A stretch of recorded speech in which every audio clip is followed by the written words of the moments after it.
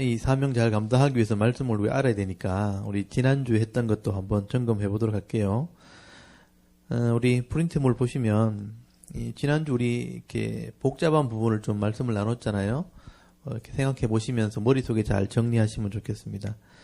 거기 여러분 1번 보시면 남쪽 유다왕인 아비암, 역대기는 아비야라고 되어 있고요. 아비암은 북쪽의 여로보암과 전쟁을 계속했다고 되어 있습니다. 이 아비암의 군사는 40명이었고 여로보암의 군사는 몇 명이었나요?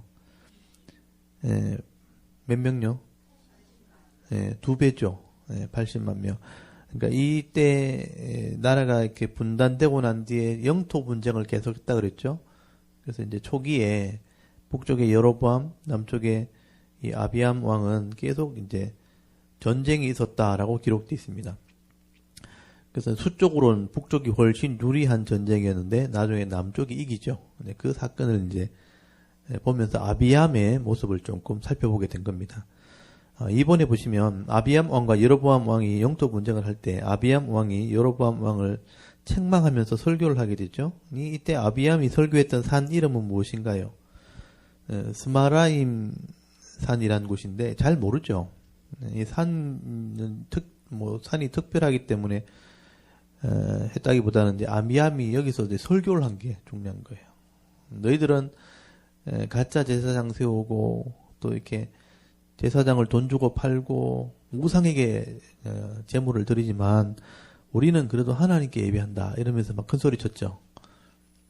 그래서 이제 이 아비암이 그나마 그래도 신앙이 있었다는 거예요. 북쪽의 여로보암은 하나님과 약속했음에도 불구하고 금송아지를 만들어서 자기 권력을 유지하려고 했고, 또 아비암은 수쪽은 분리했지만 하나님을 의지하면서 전쟁을 하려고 했다. 그래서 이제 책망하는 그런 설교를 했다는 게 중요한 겁니다.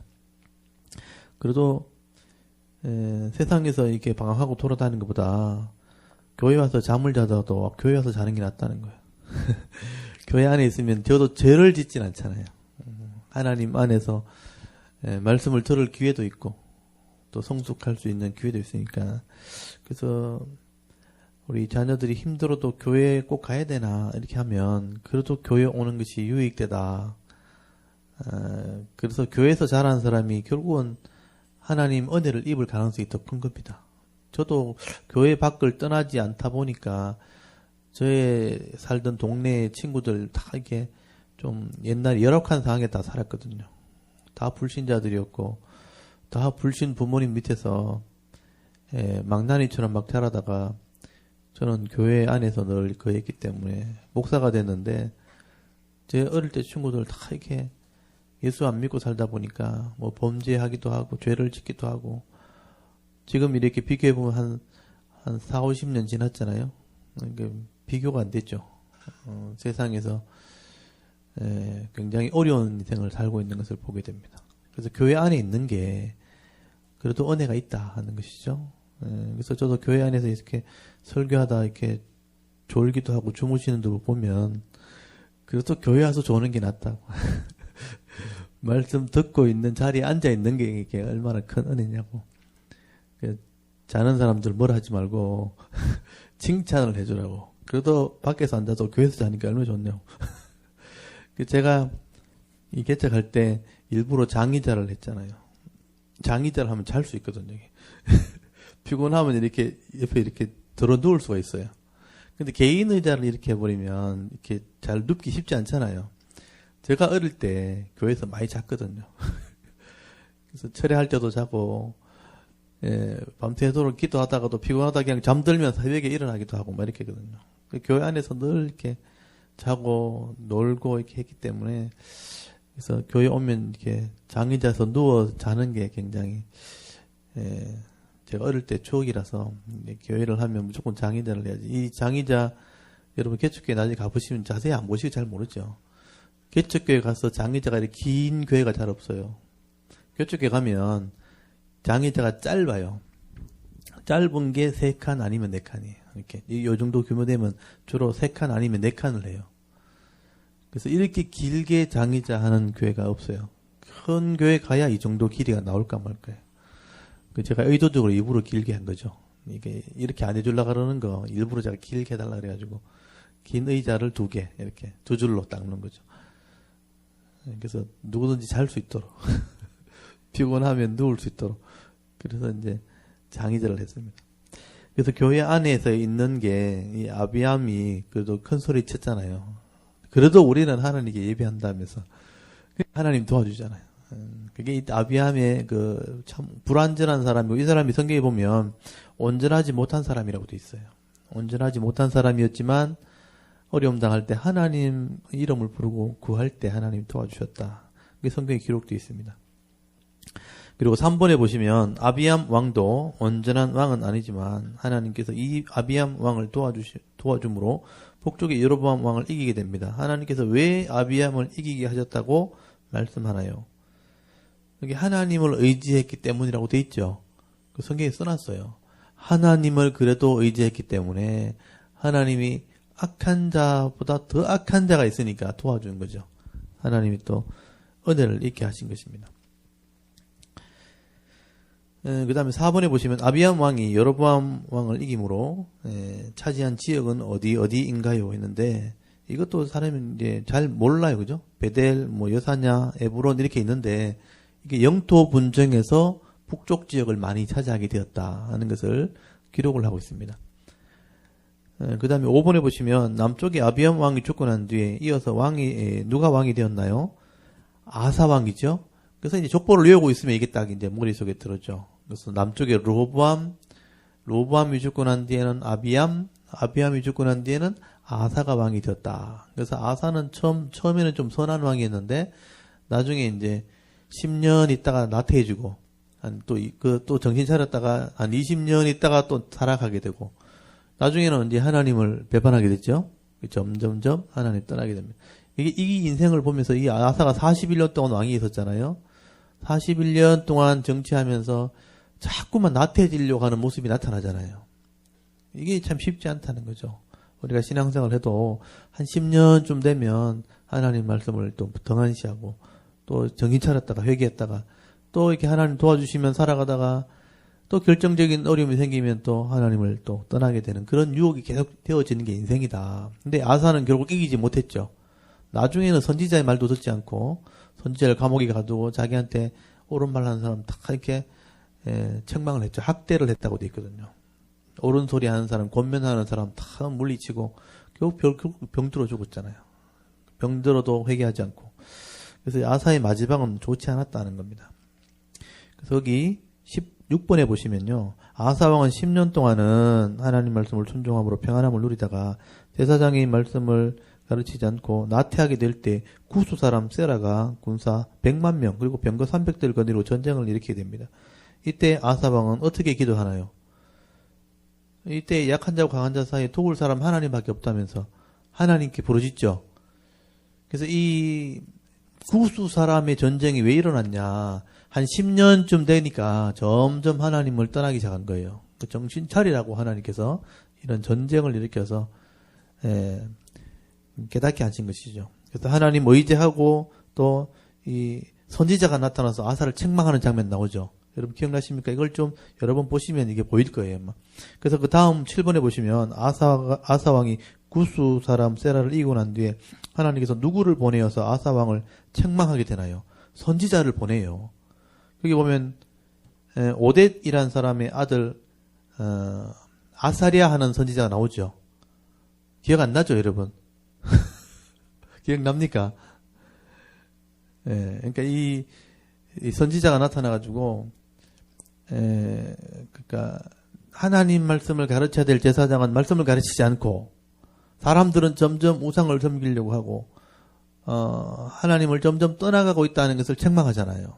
그래서 이제 아마 아사가 10년쯤 평안을 누렸을 때 다시 한번 깨우친 게 15년이라고 돼 있거든요. 그러니까 5년 동안 나태해진 거예요. 5년 동안 점점 멀어질 때 하나님이 전쟁을 일으켰고 전쟁을 일으켜서 도움을 구할 때 한번 구해주시고 난 뒤에 이런 책망을 하신 거예요. 그래서 거기 아사왕이 책망하는 부분을 읽어보면 제사장이 할 일을 안 했다고 돼 있어요. 제가 마지막 마칠 때 이 말씀을 읽어드렸잖아요. 하나님 말씀을 행하지 않고 율법을 점점 잊어버리게 되어질 때에 이런 어려움이 생기게 된 거다. 하고 이 아사가 정신 차렸다고 돼 있어요. 그래서 다시 한번 개혁을 하고 하나님 의지하려고 할 때 그 땅에 전쟁이 없었더라라고 돼 있어요. 하나님이 지켜주신 것이죠. 그게 한 20년 갔어요. 20년 지나고 난 뒤에 35년까지는 괜찮았는데, 그러니까 15년까지 이제 정신을 차렸다가 35년까지 되었다가 36년째부터 타락했다고 돼 있잖아요. 또 20년 지나니까 또 나태해진 거죠. 그래서 아사왕 결국 이렇게 점점점 변질되어 갔다는 것을 성경은 기록하고 있어요. 이걸 자세히 보지 않으면 이게 안 보이거든요. 나중에 한번 보십시오. 이걸 기록해 놓은 것은 이렇게 인생이란 것이 쉽게 이렇게 변질될 수 있다 하는 것을 보여주는 겁니다. 은혜가 있는 사람도요, 말씀을 읽지 않고 가르치지 않으면요, 금방 타락해 버려요. 그래서 그걸 보시기 바랍니다. 또 9번에 보시면요, 하나님은 아사 왕을 책망하기 위해 선지자를 보내서 하나님의 눈은 온 땅을 감찰하사 전심으로 자기를 향하는 자들 위해 능력을 베푸시는데 왜 이방 왕을 의지하느냐 책망할 때 아사 왕은 이 선지자를 어떻게 하나요? 옥에 가둬버렸죠. 그러니까 이 아사 왕이 북쪽의 왕이 전쟁을 일으킨다는 얘기를 듣고 아람 왕에게 돈을 줘가지고 군사를 사서 전쟁을 일으키잖아요. 그러니까 하나님 의지하는 걸 이 사람이 책망을 하니까 감옥에 가둬버렸잖아요. 하나님 말 듣기 싫다고. 그러니까 나중에 완전히 선지자까지 책망을 하고 또 감옥에 가두는 그런 악을 행하게 됩니다. 아사 왕이. 그래서 아사 왕은요, 선을 하고 개혁을 했던 사람이지만 하나님 말씀을 순종했던 사람이지만 나중엔 이렇게도 타락하게 됩니다. 요즘 말로 하면 목사를 감옥에 집어넣는 건 똑같아요. 타락한 것이죠, 결국은. 그 다음에 10번에 보시면 아사 왕은 결국 어떻게 죽게 되나요? 다리에 병들어서 심히 중하게 되었다고 되어 있어요. 근데 하나님을 의지하지 않고 의사를 의지하다가 그 병에서 노인받지 못하고 죽었다고 되어 있죠. 그래서 다리에 병이 들어서 죽었다고 되어 있습니다. 그 다음 11번 북쪽에 여로보암의 아들 나답을 죽이고 이제 북쪽의 왕이죠. 왕이 된 사람은 누군가요? 나답을 이제 여로보암의 아들 나답이니까 금송아지 섬긴 사람이죠. 심판했잖아요. 누가 심판했어요? 바하사가 하나님 말씀을 따라서 심판을 하게 됩니다. 그 다음 13번에 보면 엘라를 죽이고 12번부터 12번 보면 바하사의 아들은 누구인가요? 바하사의 아들은 엘라죠. 엘라. 술을 먹다 죽은 사람 있잖아요. 엘라. 그래서 바하사의 아들이 엘라입니다. 그 다음에 13번에 엘라를 죽이고 또 왕이 된 사람은 누구인가요? 시므리죠. 병거를 모는 장군이었던 시므리였고요. 14번에 보시면 반란을 일으킨 시므리를 죽이고 또 같은 장군인 디브니를 죽이고 왕이 된 사람은 누구인가요? 최종적으로 이 혼란한 틈을 타서 이 왕들을 다 심판하고 왕이 된 사람은 오므리입니다. 오므리가 이제 왕조를 이루게 됐죠. 15번에 오므리의 아들은 누구인가요? 그 유명한 아합이죠. 아합이 이세벨과 결혼하고 우상을 가지고 들어오므로 진짜 북쪽은 완전히 우상화돼 버리는. 그래서 점점 하나님을 떠나되 이제는 우상까지 섬기는 나라가 되어서 하나님께서 이 오므리의 왕조 아합을 책망하려고 선지자 한 사람 보내죠. 그게 엘리야라는 선지자입니다. 그래서 능력 있는 사람을 하나님 보냈다고 하는데, 그래서 이제 바알 선지자와 대결을 하고 기도할 때 불이 땅에 내려와서 재물을 불사르게 되는 큰 기적을 행하게 하죠. 이런 영적인 사람으로 알려진 엘리야가 그 악한 시대에 나타나게 된 겁니다. 그래서 이 시대가 악할수록 이런 큰 하나님의 기적을 보여줄 사람이 나온다는 거죠. 그래서 기적을 행하는 걸 따라가면 안 돼요. 기적을 행한다는 것은 하나님을 아는 사람이 아무도 없다는 뜻입니다. 이렇게 안 하면 안 믿는다는 거예요. 그래서 엘리야가 나타났다는 거죠. 그래서 기적이 나타나는 시대는 우리 선교 초기에 막 기적이 나타나고 이럴 때 우리가 하나님 알지를 못했기 때문에 그래요. 그렇게 해야 믿으려고 하니까. 그래서 하나님 믿게 됐고 그럼 말씀의 성숙으로 나가야 되는데 지금도 여전히 기적을 구하는 것은 여전히 하나님 못 믿고 있다는 뜻이 돼요. 그러니까 우리가 말씀을 알고 성숙함으로 나가야 되는 신앙으로 가야 된다는 거죠. 그리고 거기 이름 이제 북쪽과 남쪽의 이 왕을 여기까지 정리했죠. 여기까지가 한 단락이거든요. 북쪽에는 아합, 남쪽에는 아사 다음에 요사밧이거든요. 그래서 남쪽의 왕 하면 르호보암, 그 다음에 아비암, 바사 다음에 여호사밧이에요. 오늘 여호사밧이 오늘 중요한 역할을 하게 되는데, 여호사밧. 그 북쪽에서는 여로보암과 나답 아들이, 심판한 사람이 바사의 아들이 엘라를 심판한 사람이 시므리를 죽인 사람이 오므리의 아들이 아합. 요까지가 한 단락이에요. 아합, 북쪽에는 아합, 남쪽에는 여호사밧. 요렇게 한 단락을 딱 맞춰놔야 돼요. 그 다음에 한 단락이 뒤에 가면 우시야까지가 한 단락. 이렇게 한 단락이 딱딱 맞춰지게 돼 있어요. 그 북쪽의 왕과 남쪽의 왕을 하나님께서 동시에 이렇게 심판하시기도 하고 동시에 부흥시켜 주시기도 하고 이렇게 해요. 그거를 전체를 보면 하나님이 왜 그렇게 나라에게 때로는 심판하시고 때로는 부흥을 주셨는지를 알게 되는 거예요. 이 나라도 하나님께서 어떻게 인도하실지를 우리가 기대하게 되는 것이죠. 그리고 족보, 이제 아담의 10대 손, 원 역사가 있는 노아 이전의 10대 손, 믿음의 사람들을 우리가 기억해야 됩니다. 아담의 아들은 누구죠? 셋. 원래는 이제 아벨이었는데 아벨은 순교를 당했고 가인에게. 그래서 셋이 이어지는데 셋의 아들은 에노스입니다. 에노스의 아들은 게난.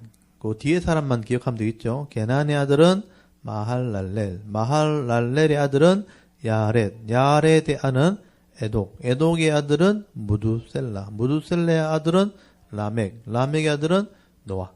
그래서 그 다음 사람 것만 기억하면 돼요. 아담, 셋, 에노스, 게난, 마할랄렐, 야렛, 에녹, 무두셀라, 라멕, 노아. 거기까지. 노아가 심판을 받고 난 뒤에 새로운 역사가 시작될 때 세 명의 아들 중에서 인류 역사는 그냥 가나안을 통해서 죄악의 역사가 퍼져나가요. 가나안의 아들이 애굽이고 또 이제 팔레스틴, 가나안, 그다음에 구스, 그러니까 이집트, 그리고 미스라임이 애굽이 이집트고 그다음에 구스가 에티오피아고 그다음에 푸시 리비아, 그런 나라들이 번창해 갈 때 하나님의 믿음을 가진 사람은 셈을 통해서 이어지게 되죠. 그래서 셈의 아들은 아르박사시고요. 땅이 없는 사람. 이 셈의 아들도 5명이 있었는데 그 중에 땅이 없는 사람이 아르박사시예요. 그래서 가장 약한 사람이죠. 이 사람을 통해서 믿음이 이어집니다. 아르박사스의 아들은 셀라의 아들은 에벨의 아들은 벨렉의 아들은 루의 아들은 수룩의 아들은 나홀의 아들은 데라의 아들이 아브라함이죠. 그래서 이 셈의 아들 중에 아브라함을 불러서 내가 나라를 만들어주겠다 했고 거기에서 나온 아들이 이삭, 야곱의 12아들이 이스라엘이 됐고 이스라엘에 말씀을 주어서 언약해가지고 구원의 모델을 삼은 거예요. 그래서 역사를 다 기록해놓은 거죠. 이렇게 해서 하나님 백성이 되는 거다. 근데 되는 게 쉽지 않다 하는 얘기를 쭉 써놓은 거예요. 우리가 인생이 태어났을 때 죽기 전에 하나님 백성 되는 게 쉽지 않아요. 그래서 이제 그 하나님 말씀을 보면서 또 점검하고 해야 겨우 이제 우리가 이제 구원받을 수 있는 거예요. 은혜를 누릴 수 있는 거죠. 그거를 배우라고 성경을 써놓은 거예요. 역사 속에 기록해놨기 때문에 이거는 진짜란 얘기예요. 진짜고 기억하는 것이 믿음이 되는 겁니다. 그래서 그 아브라함의 아들 중에서는 약속의 아들 이삭이 태어나고요. 이삭의 아들은 야곱이죠. 야곱의 12아들 중에서 그다음 예수님 족보에 들어간 사람이 유다예요. 유다의 족보가 이제 성경에 나온 거예요. 유다의 아들은 베레스의 아들은 헤스론의 아들은 람의 아들은 아미나답의 아들은 나손의 아들은 살몬의 아들은 보아스의 아들은 오벳의 아들은 이세의 아들은 다윗의 아들이 솔로몬인 거예요. 이때 선교하고 정거해야 되는데 우상을 받아들이면서 하나님이 나라를 둘로 쪼개버렸죠. 그게 경고였어요. 잘 하라고 한 거예요. 근데 북쪽은 완전히 다 타락해버리고 남쪽만 겨우 이어받아서 하나님의 역사를 체험하게 되는 거죠. 그래서 북쪽의 역사는 심판의 모델, 남쪽엔 믿음의 모델이 된 거예요. 그래서 북쪽의 모델부터 얘기하면 여로보암이 10지파를 가지고 큰 나라를 세웠지만 나중에 금송아지 만들었죠. 그 책망을 받았고 나답이 아들이 되었는데 하나님 말 안 들으니까 심판해버렸죠. 누가 죽였어요? 바하사가 왕이 되어서 또 금송아지를 섬겼어요. 또 엘라를 낳았지만 또 타락하니까 심판했죠. 시므리를 또 누가 죽였습니까? 오므리를 아들이 아합이죠. 아합이 우상을 가져와서 더 나라를 타락시키니까 그 아들은 완전히 타락했어요. 그 난간에 떨어져 병들어 죽었잖아요. 그 아합의 아들이 아하시야. 그 다음에 왕이 된 사람이 요람. 희망이 안 보이죠. 그래서 하나님이 예후를 통해 다음 사람을 통해 죽여버립니다. 그리고 아합의 집을 심판해버렸죠. 그 심판한 사람이 누구냐면 예후예요. 그게 예후 왕조가 시작된 거예요. 너무 심판을 잘해가지고 하나는 4명의 왕을 지켜준다고 약속을 했죠. 4사람이 왕이 된 거예요. 예후의 아들 4사람은 차례대로 4사람이 왕이 돼요. 여호아하스, 요아스, 여로보암 2세, 스가랴까지. 근데 왕위는 다 이어졌지만 다 하나님 말 안 들어요. 그러니까 부잣집 아들처럼 된 거예요. 나라는 번성하는데 망하지는 않고 전쟁이 있어도 이기니까 타락해버린 거죠. 그래서 물질을 자꾸 탐을 내고 가난한 자를 학대하고, 그래서 아모스와 호세가 외치게 되고 말 안 듣죠. 그래서 이제 하나님이 약속을 지키고 난 뒤에 마지막 스가랴 왕이 되자마자 6개월 만에 죽여버리죠. 그래서 반역을 일으킵니다. 반역을 일으키는 사람이 살룸이죠, 살룸. 살룸에 또 반역을 일으킨 사람이 머나햄은 아들을 낳아요. 버가히야를 죽인 사람은 베가를 죽인 사람은 호세야. 결국은 아수라가 와서 다 짓밟아 버립니다. 그래서 심판을 받게 되고, 나중에 혼혈 족속이 돼버렸죠. 그 다음에 이제 솔로몬의 아들 르호보암의 아들은 아비얌. 우리 저번에 배웠잖아요. 3년 동안만 잘했던 사람. 한번 기억나시죠? 나중에 타락하고, 나중에 하나님 지심으로, 르호보암은 3년만 잘했던 왕으로 그냥 기록이 되어 있고요. 그 다음에 르호보암 다음에는 아비얌. 아비암은 북쪽과 전쟁을 했다. 아까 설교했던 얘기 기억나시죠? 그래서 하나님이 치심으로 아마 죽었을 거예요. 아비암 다음에 왕이 된 사람이 아사, 다리에 병들어 죽은 사람. 그 다음에 오늘 배울 사람이 여호사밧이에요. 여호사밧이 잘했지만 나중에는 아합과 사돈을 맺는 바람에 아들들이 다 타락하게 됩니다. 그래서 이 여호사밧이 북쪽하고 사돈을 맺으면서요, 그 아들 이름을 북쪽의 왕하고 아들 이름은 똑같이 지어요.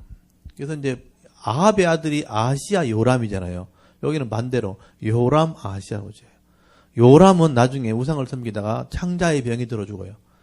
그 다음에 그 아들 아하시아는 예후한테 죽임을 당해요. 예후한테 칼에 맞아 죽어요. 그 다음에 아달랴가 잠깐 남겼다가 왕자들 다 죽일 때 하나 살아남았는 게 있었는데, 그 아들이 나중에 타락하거든요. 이거 요아스예요. 7살의 왕이 된 사람. 그 요아스의 아들이 아마시아예요. 아마시아까지 우상을 섬겨요. 그래서 부하한테 죽임을 당해요. 그리고 이 전체를 뒤집은 사람이 우시아예요.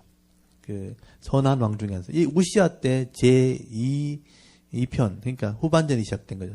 솔로몬 때처럼 번성하게 된 게 우시아예요. 새롭게 기회를 준 거예요. 근데 우시아가 나중에 교만해서 문둥병 걸려 죽어요. 그 다음에 요담, 그 다음에 아카낭, 아하스, 그 다음에 마지막 히스기야 때 새롭게 번창을 해서 기회를 줬는데, 히스기야가 마지막, 4번째 마지막 기회였어요. 근데 나중에 15년 더 사는 바람에 교만해서 나중에 하나님을, 결국 하나님 말을 듣지 않죠. 그리고 그 다음 되었던 아들, 히스기야 아들 므낫세가 나라를 다 망쳐버립니다. 그래서 히스기야 때문에 망하게 되었다라고 말하는 거예요. 므낫세 때문에 망하게 되었다고 말하는 거예요. 그래서 므낫세의 아들이 아몬, 그 다음에 요시아는 일꾼을 키우는 계획을 하고요. 일찍 죽죠. 그렇게 일찍 죽은 건 아닌데 하여튼 전쟁터에 나가서 죽임을 당하고, 그 다음에 요아스가 애굽에 가서 죽고, 여호야김 1차 포로, 바벨론의 1차 포로, 여호야긴이 바벨론 2차 포로, 그 다음에 시드기야가 바벨론 3차 포로 가면서 나라가 이제 망하게 되죠. 그리고 바벨론 포로 이후에는 포로기 시대로 넘어가게 되는 것을 보게 됩니다. 그래서 이 족보는 이스라엘의 역사, 또 구원의 역사가 기록되어 있기 때문에 요거를 잘 기억하시면 오늘 이렇게 역사서를 볼 때 조금 도움이 되실 겁니다. 여기까지 족보 다 외우셨죠? 계속 제가 점검을 할 때까지 머릿속에 잘 이렇게 기억해 두시고, 백지를 주면 다 쓸 수 있을 정도로 이제 아셔도 점검을 하시고, 하면 할수록 더 명확해집니다. 이름을 기억할수록 그 사람의 이제 역사를 조금씩 배우면 그 사람이 더 명확해져요. 더 명확해지고, 다음에는 이제 잊어버릴 수 없는 그런 기억을 하게 되는 것입니다. 제가 계속 그렇게 하고 있기 때문에 여러분도 계속 하셔야 됩니다. 무조건. 오늘은 열왕기상서 17장부터 배울 텐데, 지난주에 우리 16장까지 했었는데요. 16장까지 남쪽에는 아사 왕에 대해서 했었고요. 병이 들어서, 다리에 병이 들어서 죽었고요. 북쪽에는 이제 아합 왕이 되었습니다. 오므리가 그 시므리를 죽이고 난 뒤에 전쟁터에 있다가 거기 디본이라는 사람을 죽이고 왕이 되고 난 뒤에 사마리아라는 곳으로 성을 옮기게 되죠. 왕궁을 짓게 되고. 그래서 이 사마리아가 북쪽 이스라엘 수도가 된 게 오므리 때문이에요. 세멜의 아들 세멜이라는 사람의 땅을 사가지고 사마리아라고 이름을 짓게 됩니다. 그리고 이제 이 오므리도 물론 악을 행했지만 이 오므리의 아들이던 아합이 이전의 왕들보다 더 큰 악을 지었다고 되어 있는데 그게 개방 정책을 하면서 이방 신들을 가지고 들어온 거예요. 그래서 오늘 지도에도 이게 좀 제가 펼쳐놨지만 이 시돈에 있는 여자, 이 시돈 여자, 여기 시돈이 여기 나오잖아요. 여기 시돈이죠, 시돈. 여기 두로와 시돈이란 곳은 베니게라고 성경은 얘기하지만 페니키아 문명입니다. 그러니까 이방 문명이죠. 여기서 이제 우상을 섬기는 바알과 아세라, 남자 신과 여자 신을 가지고 들어온 거죠. 그래서 이제 이 문화를 가지고 들어오면서 이게 사마리아까지 우상을 가지고 들어온 이 바알 신과 아세라 신, 이게 하나님 보실 때 엄청난 죄악이었습니다. 그리고 이 아합 왕이 굉장히 우유부단한 사람이에요. 성격이 소심했고, 그래서 이 이세벨이라는 사람이 굉장히 강직한 사람이기 때문에 아합을 딱 쥐고 범죄하게 만드는 사람이 됩니다. 그래서 이 옆에서 자꾸 충동을 했다고 돼 있거든요. 죄를 짓도록 충동하고, 그리고 자기 딸을 남쪽에 시집보내가지고 이 요사밧도 이 우유부단한 사람이에요. 그래서 요사밧과 친하게 지내면서 자기 딸을 시집보내가지고 요사밧의 아들과 결혼시켜가지고 북쪽에는 이세벨, 남쪽에는 아달랴라는 딸이 그 왕들을 지배하게 됩니다. 하나님 입장에서 볼 때는 화가 나죠.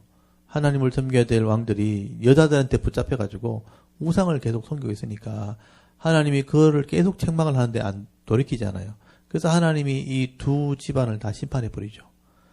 그 심판한 게 예후를 통해서 남쪽의 왕과 북쪽의 왕을 동시에 다 죽여버리는 일들이 벌어지게 된 겁니다. 근데 그 심판하기 전에 하나님께서 이 선지자를 보낸 게 엘리야 선지자예요. 그래서 그 땅에 우상을 섬기는 땅이 되어버렸으니 비를 멈춰버리죠. 하나님께서 율법에 말씀하셨던 것처럼 내 백성이 하나님을 잘 섬길 때는 때를 따라 비를 준다고 돼 있어요. 이른 비와 늦은 비. 양식을 씨를 뿌릴 때와 추수할 때 하는 적당히 비를 주셔가지고 먹을 양식이 끊어지지 않도록, 그게 복이거든요. 하나님 백성이 주신 복인데 만약에 우상을 섬긴다면, 내가 준 땅에서 기업에서 우상을 섬긴다면 하늘을 닫아 비를 멈춰버릴 거다. 양식을 끊어버린다는 거죠. 그래서 고통을 주면 하나님을 찾도록 그렇게 하신다는 거예요. 그래서 하나님께서 우상을 섬기는 땅에 오늘 17장 보시면요, 갑자기 길르앗에 우거하는 자 중에 디셉 사람 엘리야가 나타나게 됩니다. 여기 길르앗이라는 곳은 요단 동편 땅이에요. 그래서 여러분 이 지도를 보시면 요단 동편 땅이 여기가 나오죠. 여기 보시면 길르앗이라는 곳이죠. 길르앗. 여기 길르앗. 요단강 동편에 있는 땅인데 여기 디셉이라는 지역이 여기 있어요. 디셉이라는 지역, 여기서 이제 엘리야가 살고 있었습니다. 요단 동편 사람이죠. 그래서 하나님이 엘리야를 불러가지고 비가 오지 않도록 기도해라. 내가 명령하면 수년 동안 비가 오지 않고 이슬도 내리지 않게 될 것이다. 그래서 17장 1절 한번 보십시오. 길라앗에 우가는 자 중에 디셉 사람 엘리야가 아합에게 말하되, 그러니까 그 당시에 말씀을 선포한 거예요. 내가 섬기는 이스라엘의 하나님 여호와께서 살아계심을 두고 맹세하노니 내 말이 없으면 수년 동안 비도 이슬도 있지 아니하리라 하니라. 여호와의 말씀이 엘리야에게 임하이르시되 너는 여기서 떠나 동쪽으로 가서 요단 앞 그릿 시내가에 숨고 그 시냇물을 마시라. 내가 까마귀들에게 명령하여 거기서 너를 먹게 하리라. 그러니까 비를 멈추니까 요단 갈릴리 호수에서 내려오는 요단강이 그래도 있으니까 물이 이렇게 흘러내오니까 시냇가에서 머물게 있게 하신 것이죠. 근데 나중에 기근이 3년 동안 나중에 이제 비가 안 오거든요. 이제 기근이 오게 될 때 물도 마르게 돼요. 요단강 물도 마를 정도로.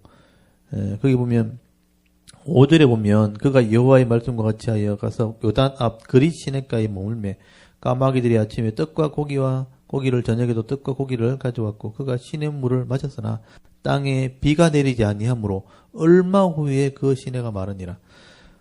이 그릿 시내라는 것은 요단강으로 흘러가는 지류 중에 하나죠. 그래서 이제 비가 계속 안 오면 땅이 말라 들어오니까 더 이상 이제 흘러 들어오는 물이 없어지는 거죠. 그러니까 이제 물도 끊어지고 양식도 끊어지는 그런 시대가 된 거죠. 그때 8절에 보시면 여호와의 말씀이 엘리야에게 임하시되 너는 일어나 시돈에 속한 사르밧으로 가서 거기 머물라. 내가 그것과 과부에게 명령하여 네게 음식을 주게 하리라. 하나님께서 이제 비가 한참 오지 않고 양식이 끊어질 쯤 되었을 때 그게 재앙이죠. 책망이기도 하고 재앙인데 여러분 그렇게 되면 이스라엘 백성이 하나님을 찾아야 되잖아요. 하나님 안 찾는 거예요. 그러니까 하나님이 화가 나가지고 시돈에 가라는 거예요. 시돈에. 시돈이면 아까 얘기했잖아요. 이게 시돈. 이방 땅이죠. 그래서 이방 땅에 가서 한 과부를 찾아가라. 여러분 이 구약에서 과부라는 것은 기업이 없는 사람들이에요. 가난한 사람들이에요. 그러니까 여러분 양식이 떨어지고 비가 그치고 하면 제일 먼저 어려움 당한 사람이 가난한 사람들이죠. 나그네자라든지 또는 이렇게 과부라든지 고아라든지 이런 사람이 제일 고통당했죠. 근데 이런 사람들이 하나님을 안 찾으니까 이방 땅에 가서 한 과부를 가서 네가 한번 찾아가 봐라. 너에게 양식을 줄 거다. 너를 대접할 거다. 하나님께서 이 이방 여인이 하나님의 사람을 대접하게 하겠다고 이렇게 말씀하신 거예요. 그러니까 여러분 선지자를 대접한다는 것은 하나님을 기억한다는 뜻이에요. 선지자를 존중히 여기는 거죠. 근데 이스라엘 땅에는 선지자를 존중히 여기지 않아요. 왜냐하면 바알을 섬겼기 때문에. 바알을 섬기고 아세라를 섬기니까 하나님의 선지자를 존중히 여기지 않는 거예요. 하나님의 선지자 존중히 여기지 않는다는 것은 하나님을 무시한다는 뜻이 되는 거예요. 그러니까 하나님이 아무도 자기를 찾지 않고 하나님이 아무도 자기를 구하지 않으니까 이방 땅에 가서 네가 양식을 달라 해봐라. 너를 대접할 거다. 너를 존중히 여길 거다. 그래서 엘리야가 진짜 하나님 말씀을 따라서 사르밧으로 갑니다. 그 사르밧 과부를 만나러 갑니다. 거기 10절에 보시면요. 그가 일어나 사르밧으로 가서 성문에 이를 때 한 과부가 그곳에서 나뭇가지를 이렇게 줍는지라 이에 불러 이르되 청하건대 그릇에 물을 조금 가져다가 내게 마시게 하라. 그가 가지러 갈 때 엘리야가 그를 불러 이르되 청하건대 네 손에 떡 한 조각을 내게 가져오라. 그가 이르되 당신의 하나님 여호와께서 살아계심을 두고 맹세하노니 나는 떡이 없고 다만 통에 가루 한 움큼과 병에 기름 조금뿐이라. 내가 나뭇가지 둘을 주어다가 나와 내 아들을 위하여 음식을 만들어 먹고 그 후에 죽으리라. 그러니까 이 사람은 너무 가난한 거예요. 지금 기근이 와 있으니까 양식도 없고 돈 벌 그것도 없고 하니까 한 유목큼 남았는 이 가루 가지고 지금 불 붙이려고 나무를 줍고 있는데 요거 이제 먹고 나서 굶어 죽을 겁니다. 근데 이제 그걸 달라는 거죠. 13절에 엘리야가 그에게 이르되 두려워하지 말라. 가서 네 말대로 하려니와 먼저 그것으로 나를 위하여 작은 떡 한 개를 만들어 내게로 가져오고 그 후에 너와 네 아들을 위하여 만들라. 그래서 그 한 움큼 남은 그 밀가루 가지고 떡을 만들면 내 먼저 대접해라는 거예요. 왜냐하면 하나님이 그렇게 하라 그랬으니까. 그래서 이거는 뭘 보냐면 그 이방인의 과부가 하나님의 종을 존중히 여기는지 보겠다는 것이죠. 근데 이 과부가 그걸 순종을 합니다. 그래서 그 떡을 만들어 가지고 선지자를 대접을 하게 돼요. 그렇게 하니까 하나님께서 그 과부의 집에 긍휼을 은혜를 베푼 것이죠. 그러니까 이 말씀대로 하나님을 존중히 여기는 자에게 하나님께서 복을 주신 것이죠. 그래서 가루가 떨어지지 않도록 기름병에 기름이 떨어지지 않도록 하나님께서 은혜를 베풀어 줬다. 이 기적을 베풀어 준 것이죠. 그래서 여기 13절을 보십시오. 엘리야가 그 얘기를 두려워하지 말라. 가서 네 말대로 하려니와 먼저 그것을 나를 위하여 작은 떡 한 개를 만들어 내게로 가져오고 그 후에 너와 네 아들들을 위하여 만들라. 이스라엘 하나님 여호와의 말씀이 나 여호와가 비를 지면에 내리는 날까지 그 통에 가루가 떨어지지 않냐고 그 병에 기름이 없어지지 않냐리라 하셨느니라. 그가 가서 엘리야의 말대로 하였더니 그와 엘리야와 그 식구가 여러 날 먹으나 여호와께서 엘리야를 통하여 하신 말씀같이 통에 가루가 떨어지지 아니하고 병에 기름이 없어지지 아니하니라. 그래서 이 가정에 은혜를 베풀었다. 나중에 예수님이 이 설교하잖아요. 이스라엘 땅에 엘리야 시대에 그렇게 과부가 많았지만 하나님 은혜 베풀고 싶어도 내가 못 베풀었다는 거죠. 왜냐하면 아무도 하나님 찾지 않으니까. 그래서 내가 하나님을 존중해 여기는 이방 여인 사르밧 과부에게 내가 은혜 베풀었다. 이거는 이스라엘 백성이 하나님을 무시했다는 것을 이제 영적인 상태를 설명하고 있는 거예요. 하나님을 찾으면 하나님이 도와주겠다고 약속했는데도 불구하고 이스라엘 백성은 은혜 받지 못했다는 것은 순종하지 않았다는 것입니다. 그래서 이방 사람들이 은혜 받을 동안 너희들 뭐 했냐? 그렇게 책망하는 거나 마찬가지죠. 그래서 이 시돈에 있는 여자가, 과부가 복을 받았다. 시돈에 있는 이세벨이 와서 이스라엘을 타락시킬 때 하나님은 시돈에 가서 은혜 베풀었죠. 이게 하나님이 참 재밌는 하나님이죠. 시돈 여자가 와서 이 나라를 타락시키니까 하나님이 시돈에 가서 은혜를 베풀어 버리죠. 17절에 보시면 이 일 후에 그 집 주인 되는 여인이 아들이 병들어 정세가 심히 위중하다가 숨이 끊어진지라 여인이 엘리야에게 이르되 하나님의 사람이여 당신이 나와 더불어 무슨 상관이 있기로 내 죄를 생각나게 하고 또 내 아들을 죽게 하려고 내게 오셨나이까. 지금 엘리야가 거기 찾아갔을 때 떡을 얻어먹으면서 거기 거하면서 그냥 있은 게 아니고 하나님 말씀을 가르친 거예요. 그래서 여기 보면 내 죄를 생각나게 했다고 돼 있죠. 그 당시에 죄가 뭐냐면 우상을 섬기는 거거든요. 이 땅이 우상을 섬기고 있고 하나님은 그렇게 섬기는 것들을 하나님께서 금하셨다 하는 것을 가르쳤다는 거예요. 그러니까 그 말씀을 듣는 동안에는 아멘 안 했거든요. 왜냐하면 계속 그래 살았으니까. 아들을 떡 죽고 나니까 막 원망을 하는 거예요. 괜히 와가지고 내 죄를 막 기억나게 하더니 아들만 죽었잖아요. 그러면서 막 원망을 하는 거죠. 그때 엘리야가 가서 그 아들을 살려내죠. 기적같이 아들을 살려내고 그 아들을 살려서 이제 과부에게 돌려주게 되었을 때에 그 과부가 그런 고백을 하게 됩니다. 거기 23절에 보시면 엘리야가 그 아이를 안고 다락에서 방에 내려가서 그의 어머니에게 주며 이르되 보라 네 아들이 살아나느니라. 여인이 엘리야에게 이르되 내가 이제야 당신은 하나님의 사람이요 당신의 입에 있는 여호와의 말씀이 진실한 줄을 아노라 하니라. 그래서 하나님을 믿겠다는 거죠. 아들이 살아나는 걸 보고 생명이 살아나는 걸 보고 하나님이 있기 능력이 있구나. 하나님이 생명을 주셨구나 하고 말씀만 듣고 있었는데 이제는 그 말이 진짜인 줄 알겠다면서. 이 하나님의 살아계신 생명을 살리는 기적을 보고 하나님을 믿게 되었다. 이 엘리야를 통해서 믿음을 가졌다는 겁니다.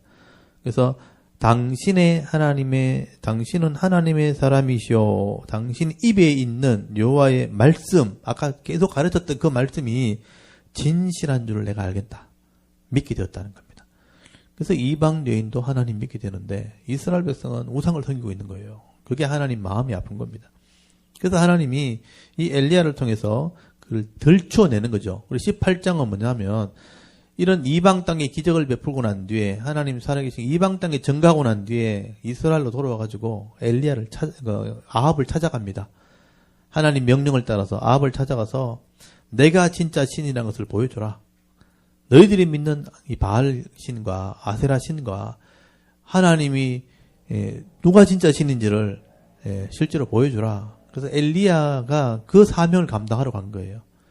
엘리야라는 이름의 뜻이 엘 하는 것이 엘로힘이거든요. 엘로힘.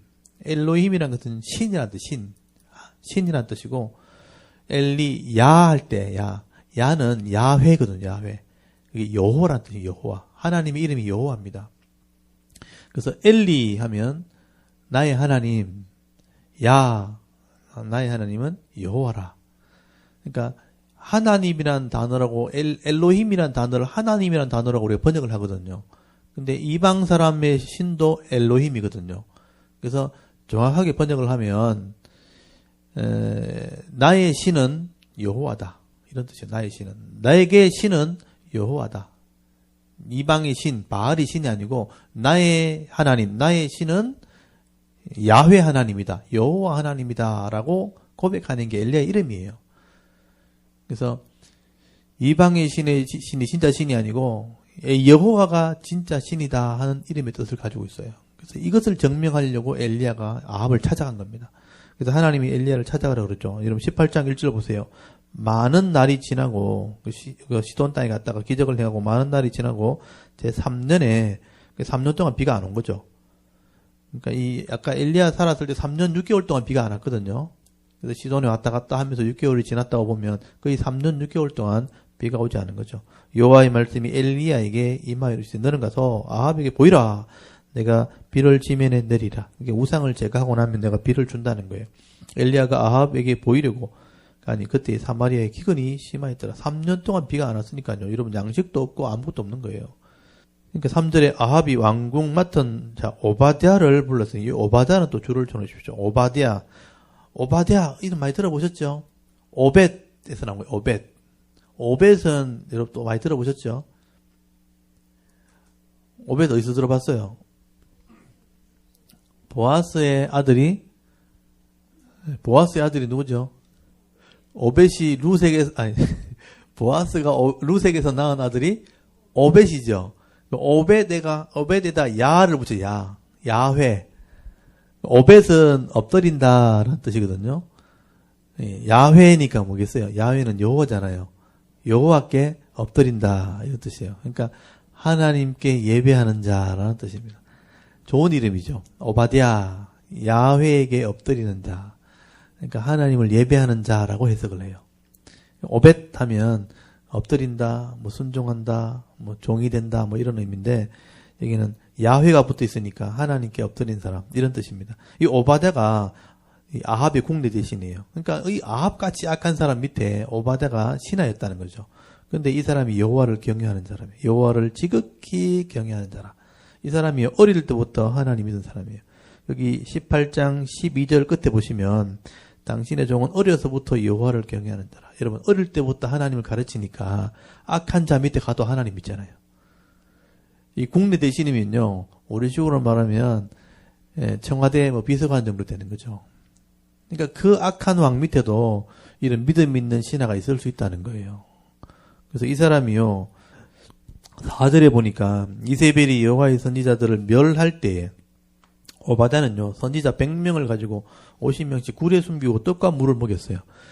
자기 왕과 자기 왕비가 이 하나님의 선지자를 막 핍박할 때 이 신하 오바댜는요 그 사람들을 이렇게 숨겨준 거예요. 대단한 사람이죠. 믿음 있는 사람이죠. 그러니까 100명씩 너무 많으니까 50명씩 이렇게 양식을 주면서 그들을 격려하고 위로했던 사람입니다. 5절에 보면 아합이 오바댜를 데리고 이제 물이 너무 없으니까 물 찾으러 다닌 거예요. 왕이요. 물 찾으러 다니다가 이제 엘리야를 만나게 됩니다. 7절에 보시면 오바댜가 엘리야를 먼저 만납니다. 서로 갈라져서 물 찾고 다니다가 이제 백성이 먹을 물이 없으니까 양식을 이렇게 농사지을 물도 없고 먹을 물도 없으니까 요즘 말로 하면 수맥을 찾아다니는 거예요. 수맥을 물길을 찾아다닌 거예요.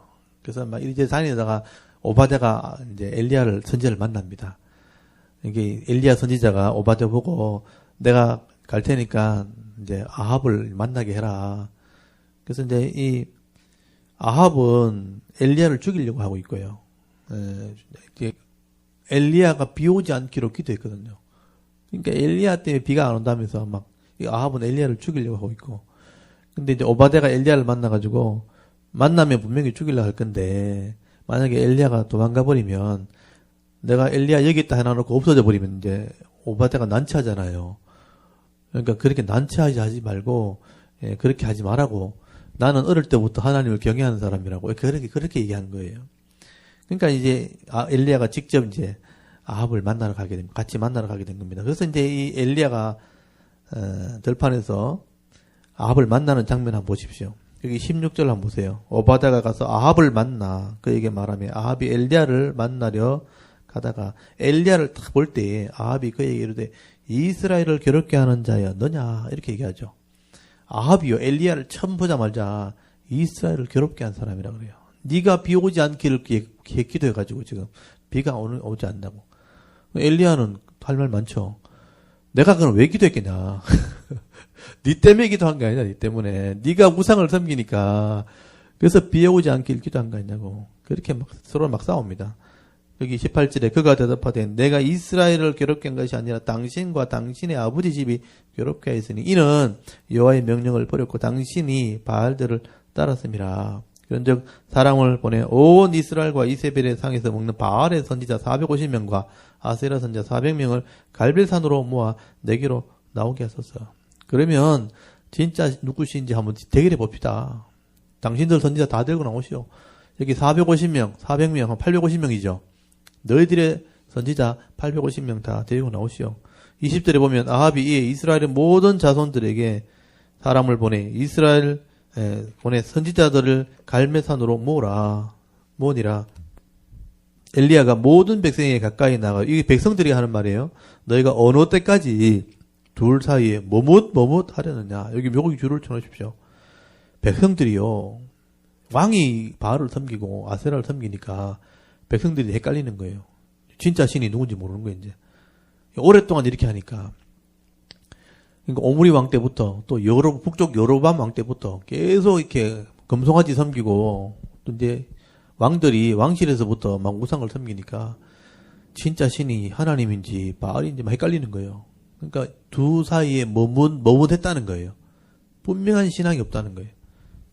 언제까지 이렇게 하느냐. 여호와가 만일 하나님이면 그를 따르고 바알이 만일 하나님이면 그를 따를지니라 하니 백성이 한마디도 말 한마디도 대답 안 했다는 것은 모르겠다는 뜻이에요. 알면은 확신을 가질 텐데. 그러니까 22절에 엘리야가 백성에게 이르되 여호와의 선지자는 나만 홀로 남았으나 바알의 선지자는 450명이로다. 그런데 송아지 둘을 우리에게 가지고 오게 하고 그들은 송아지 한 마리를 택하여 각을 떠서 나무 위에 놓고 불을 붙이지 말며 나도 송아지 한 마리를 잡아 나무 위에 올려놓고 불을 붙이지 않고 너희는 너희 신의 이름을 부르라. 나는 여호와 이름을 부르니 이에 불로 응답하는 신 그가 하나님이니라. 백성이 다 대답하되 그 말이 옳도다. 그래 하면 되겠네. 누가 신인지 보면 되겠네. 이렇게 한 거죠. 그래서 여러분 갈멜산 꼭대기 간 겁니다. 여러분 갈멜산 꼭대기가 어디냐면 자 여기가 갈멜산이에요.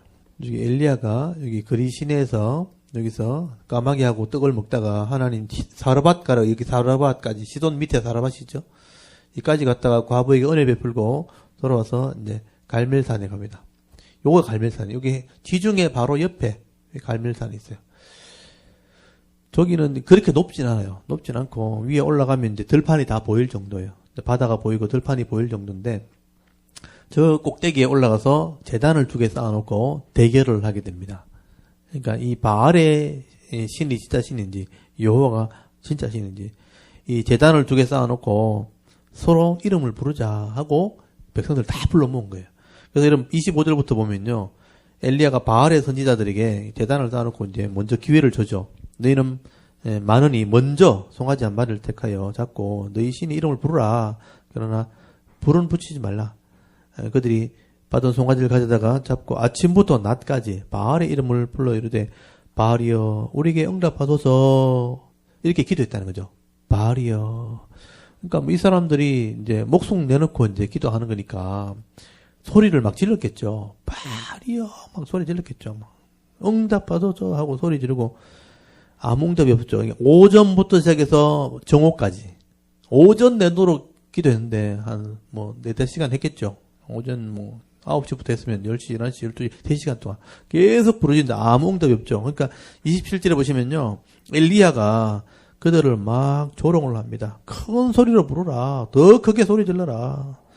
너희 신임은 묵상하고 있는지 혹은 그가 잠깐 나갔는지 혹은 그가 길을 행하는지 혹은 그가 잠들어서 깨워야 할 것인지 하면서 큰 소리로 부르짖자 하니까 이 사람들이 화가 나가지고요. 더 큰 소리로 여기 보면 피를 흘리고 칼과 창으로 자기 몸을 막 찌르고 상해하면서요. 29절 보세요. 이같이 하여 정오를 지나 이제 오후로 넘어가니까 그들이 미친 듯이 떠들었다고 돼 있어요.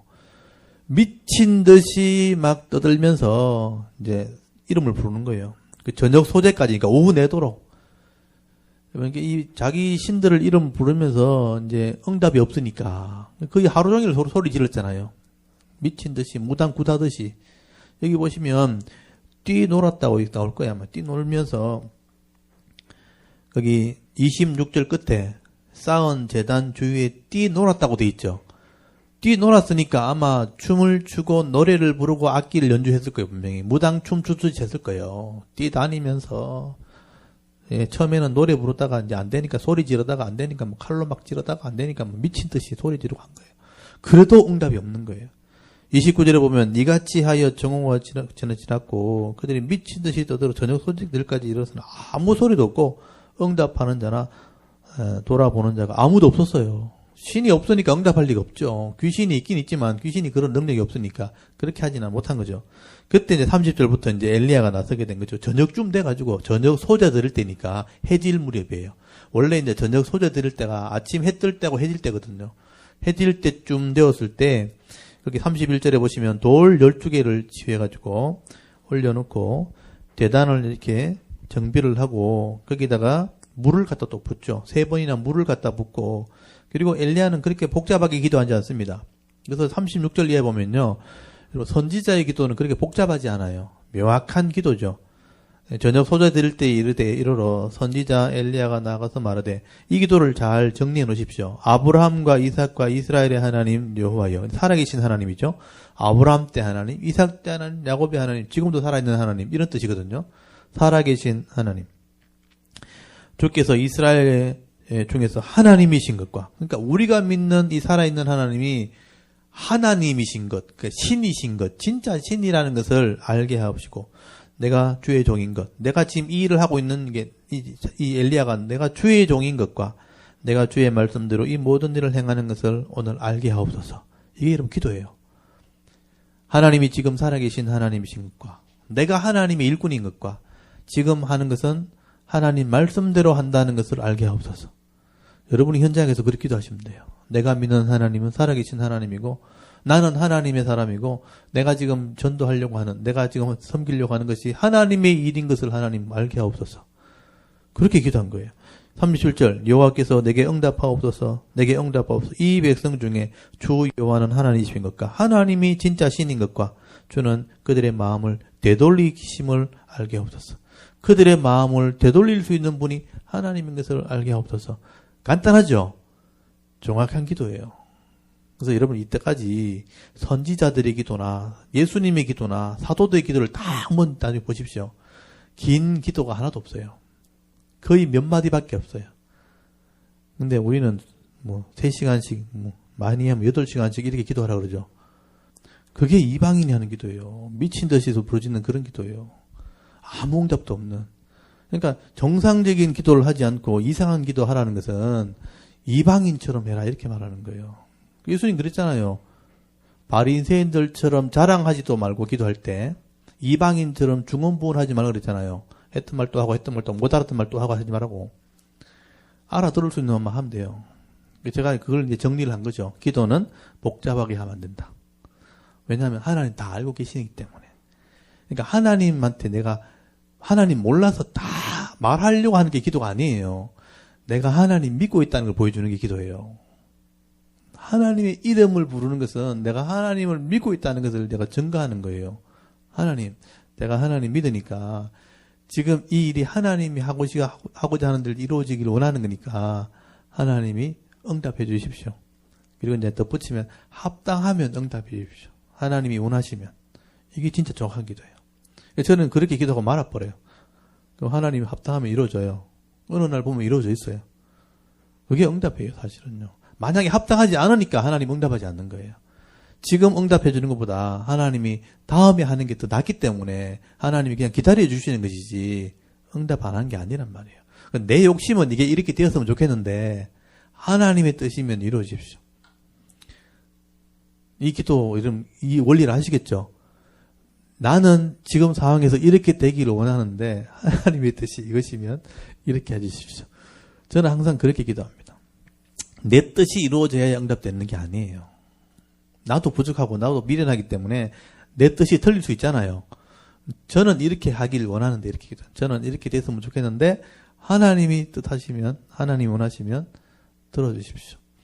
정확한 기도죠. 그 이상 더 할 말이 없어요. 거기다 덧붙여가지고 막 더 할 필요는 없다고요. 시계 봐가면서 시간 때우고 막 이렇게 하죠. 내가 몇 시간 기도하기로 했는데 이러면서 그렇게 하지 마세요. 그렇게 하는 거 절대 원하지 않아요. 그 시간에 차라리 좋은 일 해라. 하나님 말씀을 읽든지 아니면 그 사람들을 만나가지고 더 좋은 관계를 맺는 게 훨씬 낫죠. 저는 기도에 대해서 많은 고민을 해봤기 때문에 그래서 더 이상 복잡하게 저는 기도하지 않습니다. 엘리야의 기도를 보면 너무 정확한 기도고 너무 단순한 기도죠. 근데 하나님 이 기도를 들으시죠. 하나님이 들으시고 응답하시는데 왜냐하면 하나님이 살아계시기 때문에 하나님이 신이신 걸 보여주시기 위해서 38절 보십시오. 이에 여호와의 불이 내려서 번제물과 나무와 돌과 흙을 태우고 도랑에 물을 핫던지라 모든 백성이 보고 엎드려 말하되 여호와 그는 하나님이시로다. 여호와 그는 하나님이시로다. 여호와가 엘로힘이다. 야훼가 엘로힘이다. 이렇게 말한 거예요. 야훼가 여호와 하나님이 엘로힘 진짜 신이다 하고 백성들이 막 외친 거예요. 이때까지 바알이 신인 줄 알고 이렇게 있었다가 하나님이 불을 내려서 응답하는 걸 보면서 하나님이 진짜 신이네. 하나님이 진짜 신이네. 근데 여기 중요한 게 있어요. 이렇게 말했으면 하나님 믿어야 되잖아요. 그렇게 말해놓고 안 믿는다는 게 더 웃긴 거예요. 이렇게 막 말해놓고 기적을 보고도 이세벨의 눈치를 보고 막 아합의 눈치를 보고 막 이래요. 현실은 그렇지 않은 거예요. 그러니까 이렇게 막 외쳐놓고도 하나님 말씀을 안 따라가요. 그게 인간이에요. 그게 인간이에요. 그걸 보셔야 돼요. 그래서 엘리야는 하나님 말씀대로 합니다. 40절에 엘리야가 바알 선지자가 가짜 신이가 드러났잖아요. 다 죽여버립니다. 칼을 들고 와가지고 이들을 다 쳐버리고 그리고 우상을 섬기는 사람을 다 없앴으니까 거기 41절 한번 보세요. 엘리야가 아합에게 이르되 올라가서 먹고 마시소 큰 비 소리가 있나이다. 하나님이 엘리야를 부를 때부터 내가 비를 준다 그랬거든요. 그래서 우상을 다 없애놓고 우상을 섬기며 다 죽여놓고 비를 오기를 이제 구하는 거예요. 42절에 아합이 먹고 마시러 올라가는 아니라 엘리야가 갈멜산 꼭대기로 올라가서 땅에 꿇어 엎드려 그의 얼굴을 무릎 사이에 넣고 이것 때문에 또 사람들이 무릎 사이에 또 머리 넣고 기도한다고 왜 이렇게 했는지 모르겠는데 아마 제 생각에는 굉장히 마르지 않았을까. 왜냐면 기근이 계속되었고 양식을 많이 못 먹었으니까 배짱 말랐지 않았겠어요. 마른 사람이 이렇게 배가 없으니까 엎드리니까 저절로 머리가 들어갔겠죠. 억지로 막 구겨 넣어서도 간 게 아니고 아마 자연스럽게 아마 들어갔지 않겠는가. 여러분이 만약에 바짝 마른다면 배가 이렇게 쑥 들어간다면 엎드리면 그냥 저절로 머리가 들어가겠죠. 근데 배부른 사람이 억지로 머리를 집어넣겠다고 그렇게 할 필요는 없는 것 같아요. 그래서 이제 기도할 때 비오기를 기도했죠. 43절에 그의 사환에게 이르되 올라가 바다 쪽을 바라보라. 그가 올라가 바다 바라보고 말하되 아무것도 없나이다. 이러되 7번까지 다시 그러나 7번 일어서는 그가 말하되 바다에서 사람의 손만한 작은 구름이 일어나나이다. 이러되 올라가라. 아합에게 말하기를 비가 막히지 아니하도록 비에 막히지 않도록 마차를 갖추고 내려가서 하라 하니라. 그래서 이제 이 구름이 원래 지중해에서 물을 먹은 구름이 밀려와서 산에 부딪히면 비가 옵니다. 원래 그게 정상적이거든요. 이때까지 비가 안 왔는데 그렇게 비 오도록 구할 때 구름이 나타났다는 것은 이제 그런 수증기가 올라온다는 뜻이거든요. 그래서 이제 이 비를 머금은 물들이 올라와서 비가 오게 될 때 그때 처음으로 이제 3.6개월 만에 비가 오게 된 거죠. 우상의 그 섬기는 선지자를 다 죽이고 난 뒤에 하나님이 엘리야의 기도대로 응답하신 것이죠. 그래서 엘리야의 기도는요, 우상을 섬기니까 비를 멈춰달라는 거예요. 그러니까 우상을 다 제거했으니까 비를 달라는 거예요. 그러니까 말씀대로 기도한 거죠. 그럼 여기서 열심히 해서 기도가 응답된 겁니까? 아니면 뭐 능력을 나타내서 비가 온 겁니까? 아니잖아요. 말씀대로 되었기 때문에 비가 온 거죠. 그게 이제 하나님의 기도 응답의 비결이죠. 말씀대로 되어야지만 하나님 응답하신다는 거예요. 그래서 엘리야의 기도는 능력 있는 기도가 아니고 말씀대로 하는 기도라고 봐야 되겠죠. 그래서 그게 순종한 사람이 엘리야입니다. 아무도 그렇게 하지 않았지만 엘리야는 그 믿음으로 순종했다는 거예요. 그 믿음과 그 말씀 때문에 비가 오게 된 것이죠. 그래서 이제 아합은 이제 이스라엘로 돌아가게 되었고 엘리야가 달려갔다고 되어 있는데 저도 뭐 이 말씀 때문에 46절에 여호와의 능력이 엘리야에게 임하매라고 되어 있고 그가 허리를 동이고 이스라엘로 들어가는 곳까지 앞서 달려갔더라. 아합은 마차를 타고 갔고 엘리야는 이렇게 걸어갔다고 봐야 되겠죠. 근데 앞서 갔다고 말하는 것은 이건 무슨 축지법을 쓴 것도 아니고 그래서 저는 이걸 그냥 자연스럽게 그냥 받아들이고 그랬어요. 이렇게 특별한 능력이라고 저는 보지 않습니다. 그래야 해야지만 이게 안 그러면 이게 신비한 능력이라고 자꾸 이해하게 되면 자꾸 그런 걸 쫓아가려고 하기 때문에 하나님의 은혜가 있었다. 그 정도만 우리가 이해하는 게 제일 좋을 것 같아요. 그래서 말씀대로 비를 멈추고 말씀대로 비가 오겠다. 그래서 나중에 야고보서에 보면 이 엘리야의 기도가 나오잖아요. 성경이 우리와 똑같은 사람이지만 하나님께 말씀대로 기도하니까 비도 멈춰주시고 비도 오겠다는 거죠. 이게 능력을 말하는 게 아니고 말씀대로 한 기도를 얘기하는 거예요. 그래서 그 기도의 응답은 하나님 말씀에 있다는 것을 여러분 엘리야를 통해서 또 엘리야를 통해서 하나님 하시고자 하는 메시지가 뭐냐면 하나님이 진짜 신이라는 걸 보여줬다는 거죠. 그래서 하나님 믿기를 바랬다는 거예요.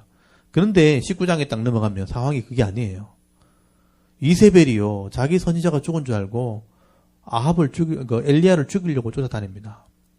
근데 엘리야는 하나님의 기적을 체험하고도 엘리야는 도망을 갑니다. 여러분 엘리야가 도망갈 정도면 그 백성들이 하나님 믿겠어요? 이 얘기는 이세벨이 대단한 여자라는 거예요. 이세벨이 아예 나라를 꽉 잡고 있는 거예요. 그래서 이제 19장으로 딱 넘어가서 보십시오. 아합이 엘리야가 행한 모든 일과 그가 어떻게 모든 선지자를 칼로 죽었는지를 이세벨에게 보고했잖아요. 그럼 이세벨이 딱 보고를 받더니 뭐 열받는 거죠. 2절에 이세벨이 자신을 엘리야에게 보내 이르되 내가 내일 이맘때에 너는 반드시 네 생명을 저 사람들 중 한 사람의 생명 같게 하리라. 그렇게 하지 않냐면 신들이 내게 벌 위에 벌 내림이 마땅하니란지라. 내일 이맘때에 엘리야 내가 죽인다는 거예요. 내가 죽인 선지자처럼 하겠다는 거니까 죽인다는 얘기죠. 그래서 이제 3절 보시면요. 이제 사람을 이제 엘리야에게 보냈으니까 엘리야가 그 얘기를 들었겠죠. 엘리야가 그가 이 형편을 보고 그렇게 됐잖아요. 여러분 이 형편을 보고란 게 뭐냐면 이세벨이 죽이려는 것을 보고 이런 뜻이에요. 어떻게 했어요? 일어나 자기의 생명을 위해 어떻게 했습니까? 도망했잖아요. 그러니까 엘리야도 굉장히 이제 그 상황들 속에서는 연약한 한 인간밖에 안 되는 거예요. 정치적으로 지금 탄압을 받았잖아요. 나중에 엘리야가 하는 말이 뭔지 아세요? 이세벨이 다른 선지자를 다 죽였고 나는 열심히 정말 특심한데 내 혼자밖에 없어가지고 아무것도 못한다는 거예요. 그럴 때 있죠. 나는 뭘 막 하고 싶은데 교회를 막 일으키고 싶고 막 섬기고 싶은데 아무도 안 도와줍니다. 이럴 때 있죠. 내 혼자 지금 이렇게 하고 있습니다. 그래서 아무것도 안 합니다. 이렇게 얘기하죠. 차라리 죽여주십시오. 뭐 이렇게. 그러니까 엘리야가 그런 형편인 거죠.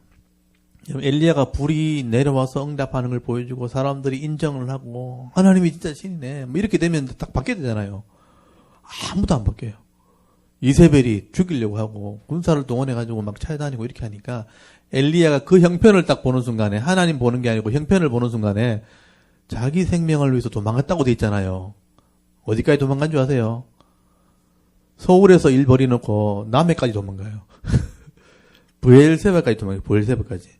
3절 보십시오. 그가 이 형편을 보고 일어나 자기 생명을 위해 도망하여 유다에 속한 브엘세바에 이르러 자기의 사환을 그곳에 머물게 하고.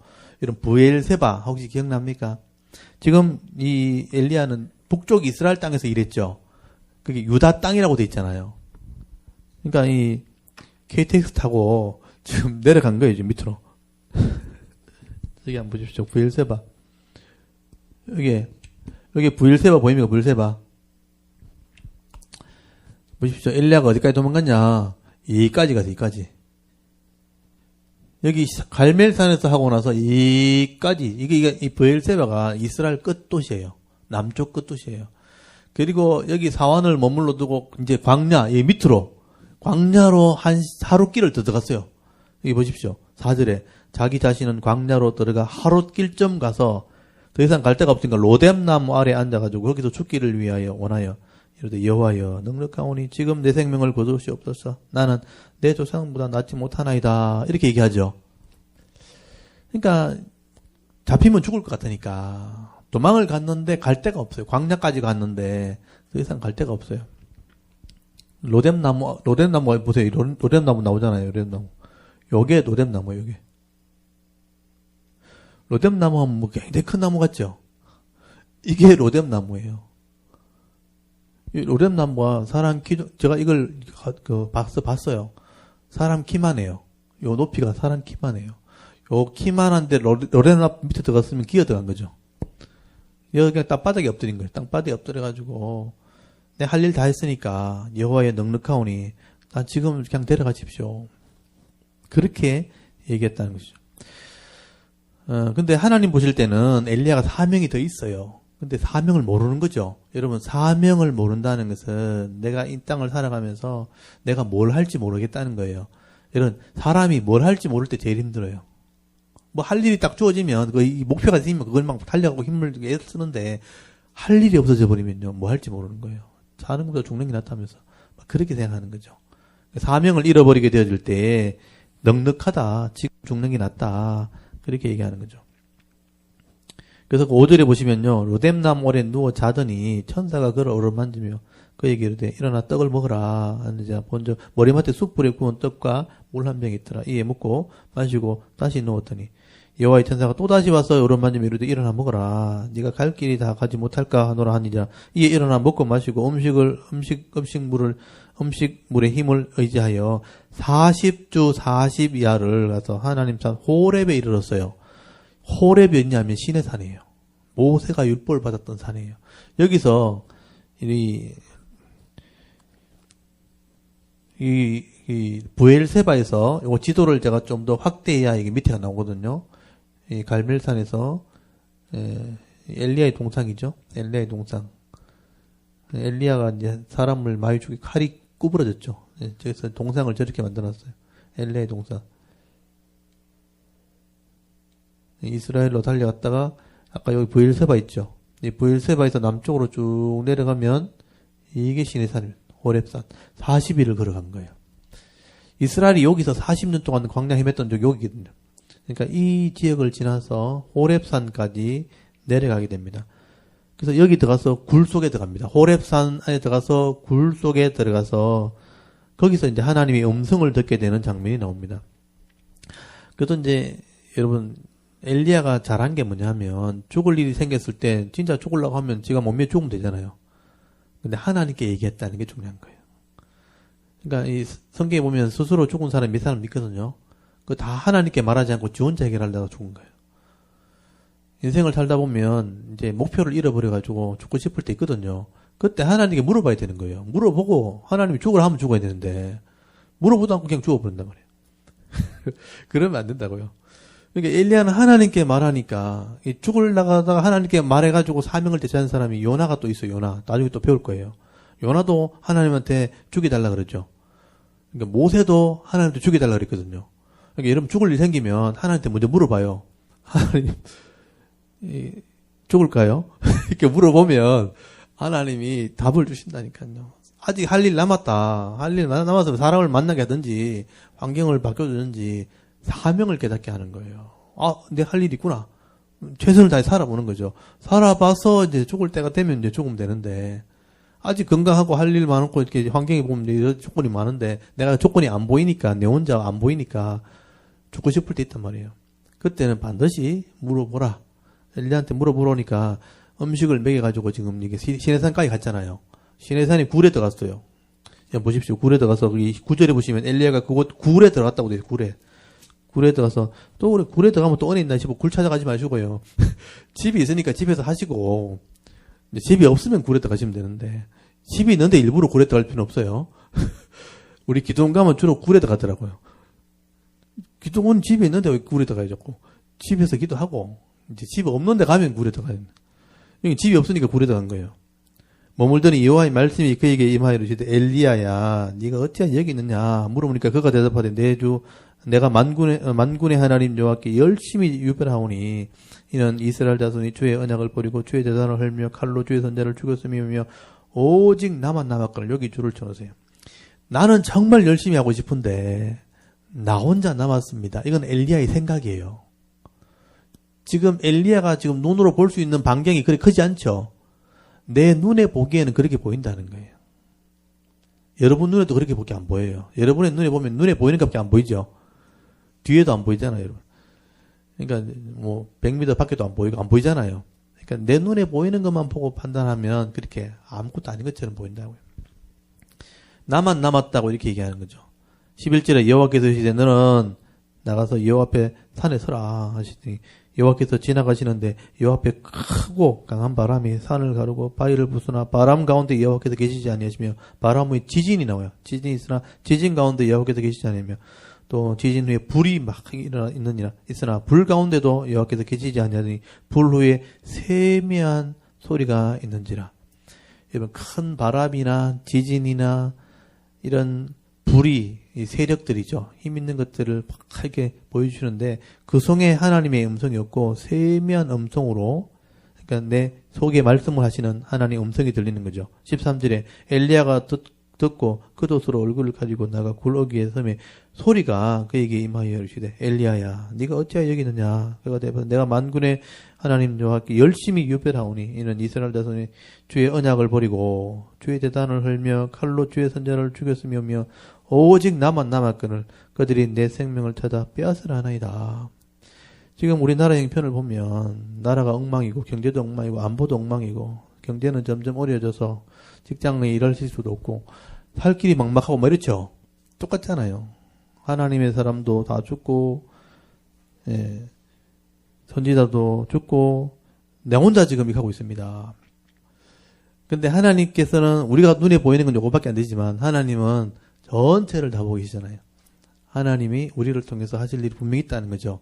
지금 엘리야에게 그걸 지금 시야를 이렇게 열어주는 거예요.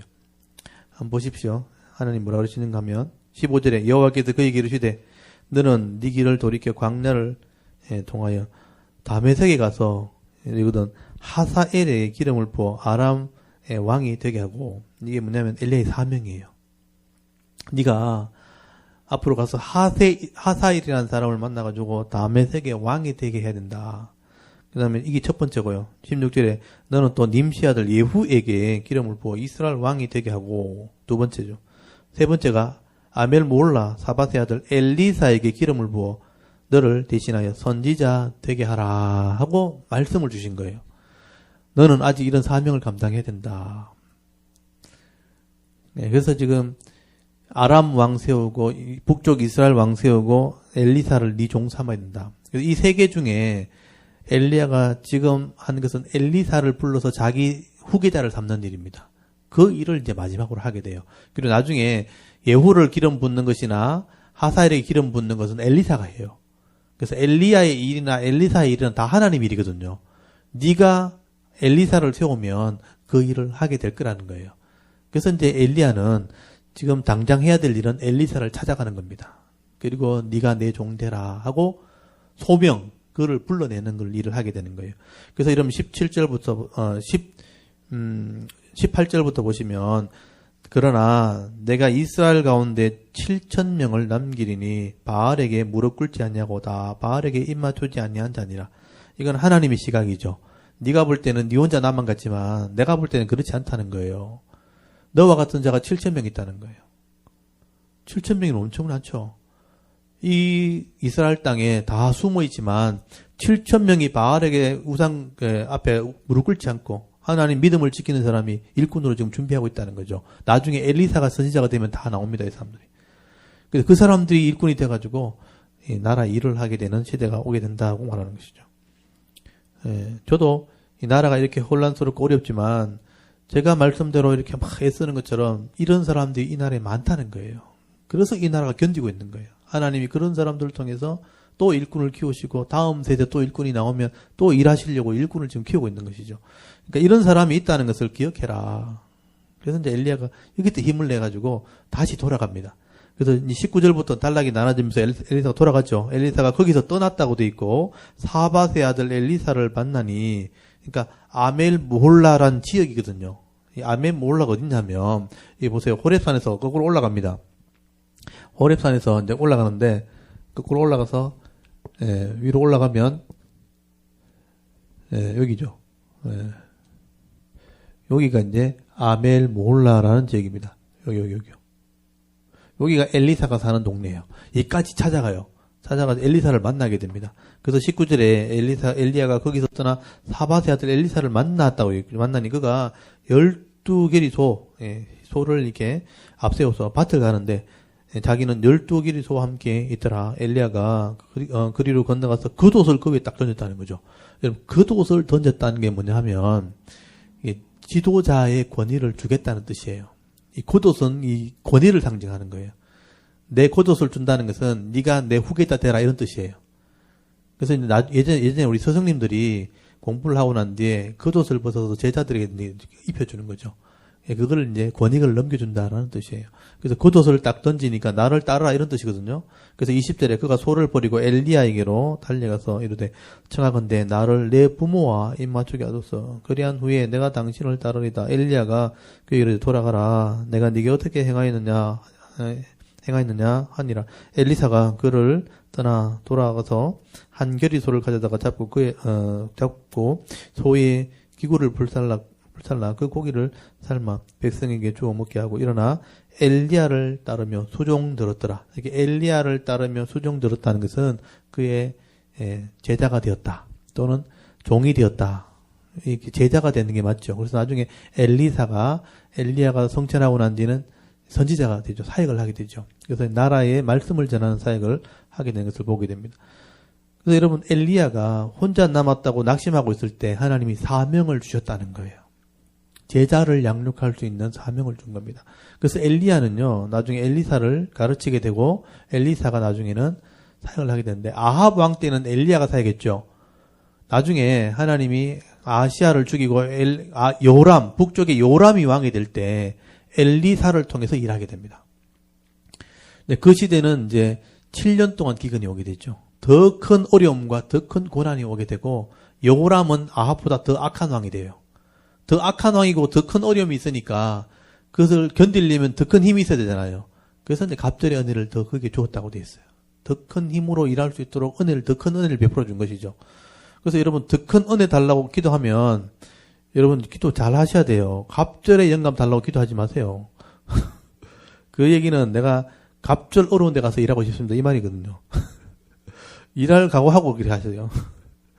내가 더 어려운 데 가서 내가 일하고 싶으니까 갑절의 은혜를 달라고 기도하시면 보통 우리 갑절의 은혜 달라면 갑절의 복을 주는 줄 아는데 그게 아니고요. 하나님 주면 그만큼 해야 돼요. 그래서 갑절의 은혜 받으면요. 갑절 어려운 데 가서 일해야 돼요. 저는 그래서 은혜 달라 안 그러잖아요. 그냥 적당히 하나님 해주십시오. 필요한 만큼만 해주십시오. 이렇게 하는 게 그냥 은혜 주십시오. 그렇게 해야죠. 그래서 이제 이 엘리야가 사명을 감당하고 다시 사명 감당하는 장면이 나오고요. 그 다음 20장부터는요. 아합 집안 얘기예요. 여러분 아합이 그렇게 악을 행하고 하나님 산에 계신 거 봤잖아요. 자기도. 근데 회개 안 하잖아요. 이세벨 밑에 있어서 그래요. 그래서 이 아합이요. 나중에 결국은 악을 행함으로 죽임을 당합니다. 그 죽는 과정이 이랬다는 걸 설명하는 게 20장부터 22장까지. 그러니까 20장부터 22장까지는 아합이 왜 죽었는지 설명하는 거예요. 아합을 죽이시는 사건이 이제 나오게 된 거죠. 그래서 여러분 20장 한번 보십시오. 20장에 보시면 이게 희한한 전쟁이 나옵니다. 아합 왕이 북쪽에 아람 왕이 자꾸 위협을 하는 거예요. 아람 왕이 북쪽에 있는 나라예요. 그래서 아합이 우상을 섬기고 있으니까 하나님 위협을 한 것이죠. 근데 희한하게 하나님이 아합을 도와주가 전쟁에 이기게 만들어요. 이게 무슨 사건이냐면 제가 이걸 이해가 안 돼가지고 왜 아합은 악한데 하나님이 아합을 도와줘가지고 전쟁을 이기게 만들었을까? 나중에 답이 있습니다. 한번 보십시오. 20장 1절 한번 보십시오. 아람의 벤하닷 왕이 그의 군대를 다 모으니 왕 32명, 연합군이죠. 왕 32명이 그와 함께 있고 또 말과 뱅거들이 있더라. 이에 올라가서 사마리아를 에워싸고 그것을 치며 사마리아를 에워쌌다는 것은 나라를 침범해 들어온 거예요. 2절에 사자들을 성 안에 있는 이스라엘 아합 왕에게 보내어 이르기를 베나닷이 그에게 이르되 너의 은금은 내 것이고 네 아들들과 네 자는 아름다운 자도 내 것이라 하며 이스라엘 왕이 대답하여 말하기를 내 주 왕이여 왕의 말씀이 같이 나와 내 것은 다 왕의 것입니다 하고 항복한 거죠. 이러면 베나닷이 군대를 끌어가지고 사마리아 왕궁 성을 포위를 했어요. 지금 이때 위협을 당했잖아요. 사신을 보내가지고 그 안에 있는 거 다 내 거다 이러니까 이 사마리아 이 아합 왕이 네 맞습니다 이렇게 한 거예요. 거의 굴복한 것이죠. 근데 신하들이 한번 보십시오. 5절에 사신들이 다시 와서 이르되 베나닷이 이르노라 내가 이미 네게 사람을 보내 말하기를 너는 네 은금과 아내들을 자네에게 내게 넘기라. 이 베나닷이 좀 조급했는지 지금 당장 뺏어가겠다는 거죠. 내일 이맘때에 내가 신하들을 네게 보내니 그들이 네 집과 네 신하의 집을 소색하여 네 눈에 기뻐하는 것을 그들의 손에서 가져가리라 한지라. 이 이스라엘 왕이 나라의 장로를 다 불러대 이르되 너희는 이 사람이 악을 동무하고 있는 것을 자세히 알라. 그가 내 아들들과 네 자녀들과 은금을 빼앗으려고 사람을 내게 보냈으나 내가 거절하지 못하였노라. 내가 힘이 없다. 지금 포위는 돼 있고 사람을 보내가지고 내 맘대로 네 자녀들 또 여자들 은금 다 약탈해 갈 테니까 가만히 있어라. 이렇게 하는데 사마리아의 아합 왕이 내가 어떻게 막을 수가 없다. 내일 뺏기도 가만히 있어라. 뭐 이렇게밖에 뭘 못하는 거죠. 힘이 없는 왕이죠. 그때 한번 보십시오. 하나님의 사람이 전쟁에 나가서 이기라고 얘기합니다. 8절 모든 장로와 백성들이 다 왕께 이르되 왕은 듣지 말고 허락하지 마옵소서 이렇게 얘기하죠. 9절에 그러므로 왕이 베나다의 사람들에게 이르되 너희는 내 주 왕께 말하기를 왕이 처음에 보내 종에게 구한 것은 내가 다 그대로 하려니와 이것은 내가 할 수 없나이다 하라 하니 사자들이 돌아가서 보고하니라. 그때 베나다시 다시 그에게 사람을 보내되 사마리아에 부스러진 것이 나를 따르는 백성의 무리의 손을 채우기를 족할 것 같으면 신들이 내게 벌 위에 벌 내림이 마땅하니라. 그러니까 이 베나다시요 자만하고 교만한 거예요. 그러니까 한번 보십시오. 이 번역을 좀 어렵게 해놔가지고 와닿지 않죠. 사마리아에 부스러진 것이 나를 따르는 백성의 무리의 손에 채워지기를 족할 것 같으면 사마리아에 너희가 얼마나 많은 걸 가졌길래 너희들 다 싹 끌어모아도 내 손 한 소매 안 될 거다. 이런 말이거든요. 그러니까 너희들 내가 손에 차지 않을 만큼 아무것도 아닌 존재다. 까불지 마라. 이런 의미예요. 그러니까 11절에 이스라엘 왕이 또 대답을 합니다. 왕이 대답해 이르되 갑옷 입은 자가 갑옷 벗은 자 같이 자랑하지 못할 것이라 하라. 이 말이 또 와닿지 않죠. 네. 그러니까 이 아합 왕이 뭐라고 답을 했냐면 갑옷 입고 있는 사람이 갑옷 벗은 자처럼 자랑하지 마라. 아직 전쟁 끝나지 않았다 이 말이잖아요. 전쟁도 끝나지 않았는데 갑옷 입고 있으면서 다 이겨서 갑옷 벗은 자처럼 큰 소리 치지 마라. 아직 안 끝났다. 길고 짧은 거 돼봐야지. 이렇게 딱 따진 거예요. 그러니까 베나다시 화가 난 거죠.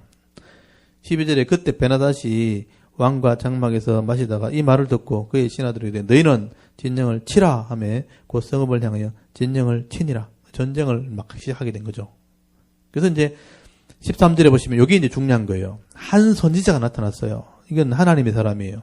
이스라엘의 아합 왕에게 나아가서 이르되 여호와의 말씀이 네가 이 큰 무리를 보느냐 내가 오늘 그들을 네 손에 넘기리니 너는 내가 여호와인 줄을 알리라 하셨나이다.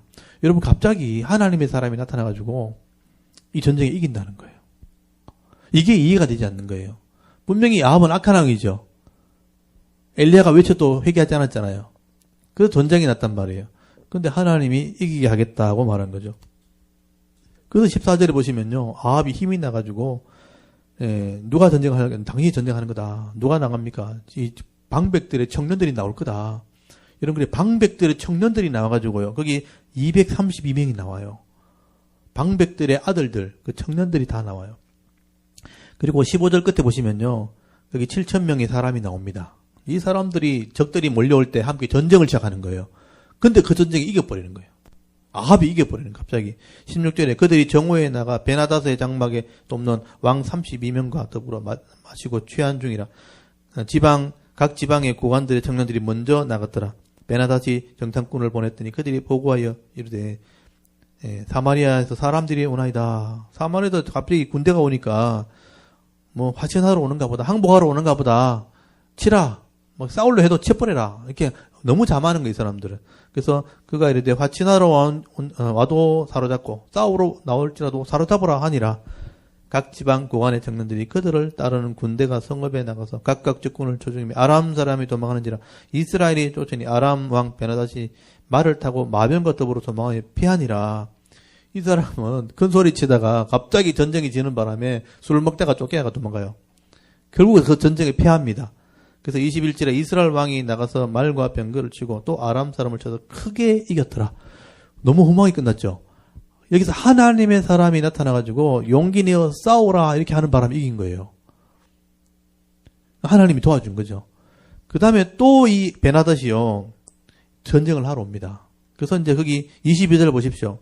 선지자가 또 이게 하나님의 도움이죠. 그러니까 하나님이 두 번 말씀하시는데 아까 한 번 말씀하셨고 두 번째 말씀하시는 거죠. 선지자가 이스라엘 왕에게 나와 이르되 왕은 가서 힘을 기르고 왕께서 행할 일을 알고 준비하소서. 해가 바뀌면 아람 왕이 왕을 치러 오리다 하니라.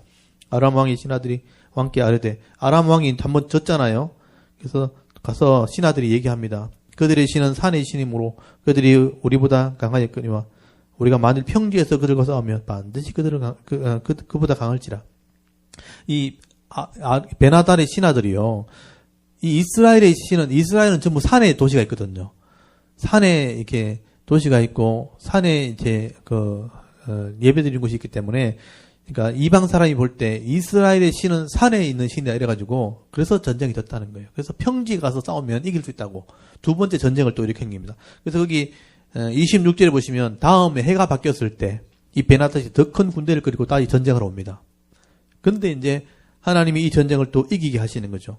그래서 28절 한번 보세요. 그때 하나님의 사람이 이스라엘 왕에게 나와 말하 이르되, 여호와의 말씀이 아람 사람이 말하기를 여호와는 산의 신이요 곧 골짜기 신은 아니라 하는도다. 그러므로 내가 이 큰 군대를 다 네 손에 넘기리니 너희는 내가 여호와인 줄 알리라. 하나님이 손에 넘겨준다는 거죠. 이기게 하겠다는 거예요. 그래서 또 전쟁을 했는데 전쟁에 또 이깁니다. 30절에 보시면 그 남은 자는 아벡으로 도망하여 성읍으로 들어갔더니 그 성벽이 그 남은 자 27,000명 위에 무너지고 베나닷은 도망하여 성읍에 이르러 골방까지 들어가니라. 두 번째 전쟁에도 평지했는데 또 이겨버려요. 이게 이해가 되지 않는 거예요. 하나님이 도와줘가지고 전쟁이 이겨서. 그래서 베나닷 왕을 포로로 잡습니다. 근데 여기서 있잖아요. 중요한 게 있어요. 31절에 그 신하들이 베나닷 왕에게 포로돼 잡혔거든요. 아벡에. 지금 가서 싹싹 빌면 살려달라 그러면 저 사람들은 왕이 굉장히 선한 왕이라서 풀어줄 겁니다. 생명을 건질 수 있을 거라고. 그래서 이 베나닷이요, 이 사람 참 그 세상 사람답죠. 체면을 무릅쓰고 무릎 꿇고 빕니다. 살려달라고. 당신은 내 형제가 아니냐 이러면서. 그래서 여기 이 32절에 보시면 그들이 굵은 배로 허리를 동이고 테두리를 머리를 쓰고 이스라엘 왕에게 이르러 이르되 왕의 종 베나닷이 청하기를 내 생명을 살려주옵소서 하더이다. 아합이 이르되 그가 아직도 살아있느냐? 그는 내 형제니라. 이 사람이 전쟁을 많이 안 해봐가지고요. 원래 적의 왕을 죽여야 되거든요. 그래야 끝나거든요. 근데 적의 왕이 갑자기 무릎을 꿇고 엎드려가지고 살려달라고 막 예언을 하니까 자기가 굉장히 막 왕이 된 것처럼 교만해진 거죠. 왕이 살아있느냐? 그러니까 굴복해가 엎드리니까 내가 형제로 받아주겠다 이렇게 한 거예요. 그러니까 이 눈치를 딱 보고 33절 그 사람들이 좋은 징조로, 이게 뭐냐, 세상 사람이 눈치 보는 거예요. 살려주겠네 이렇게 딱 눈치를 딱 본 거예요. 그래서 땅을 돌려줄 테니까, 너희 아버지 때 뺏은 땅을 돌려줄 테니까 우리를 풀어달라. 그리고 화친하자. 전쟁으로 안 오고요. 자기들이 화친하자는 거예요. 이 아합이 어리석어가지고 자기를 막 높여주니까, 형님 하면 높여주니까, 그래, 내가 다 받아줄게. 그래서 이제 화친 조약을 맺어버리는 거예요. 내가 죽이지 않겠다. 형제 나라가 됐다. 이러면서. 34절 한번 보십시오. 베나닷이 왕께 아뢰되 내 아버지께서 당신의 아버지께 빼앗은 모든 성읍을 내가 돌려 보내리다. 또 내 아버지께서 사마리아에서 만든 것 같이 당신도 다메섹에 당신에 위하여 거리를 만들어서 아합이 이르되 내가 이 조약으로 인해 당신을 놓으리라 하고 이에 더불어 조약 맺고 그들을 놓았더라. 이렇게 해서 베나닷이 죽였어야 되는데, 이 사람들이 싹싹 지혜롭게 빌고 막 이렇게 엎드리고 땅을 막 돌려주고 막 아합의 거리를 만들어주고 이러는 바람에 안 싸우기로 조약을 맺어버렸어요. 왕을 풀어줘 버렸습니다. 그래서 하나님께서 이 아합에게 책망하시는 장면이 35절부터 나오는 얘기예요. 하나님께서 아합을 이기게 하신 이유가 뭐냐? 아람 왕이 더 악한 왕인 거예요. 아합은 악한데 그보다 더 악한 게 아람인 거예요. 그래서 하나님은 아람을 심판하려고 아합을 잠깐 쓰신 거예요. 그래서 네가 아람 왕을 심판하도록 기회를 주었는데 네가 왕인 것처럼 풀어져 버린 거예요. 그래서 네가 한 것이 잘못이다 하는 것을 책망하려고 35절부터 선지자의 비유를 하게 됩니다. 이게 잘 보셔야 돼요. 선지자의 비유가 나오는데 35절부터 선지자의 무리 중 한 사람이 여호와의 말씀을 그의 친구에게 이르되 너는 나를 치라 하였더니 그 사람 치기를 싫어한지라. 한 선지자가 친구한테 가서 그냥 다짜고짜 나 때리라 이렇게 한 거죠.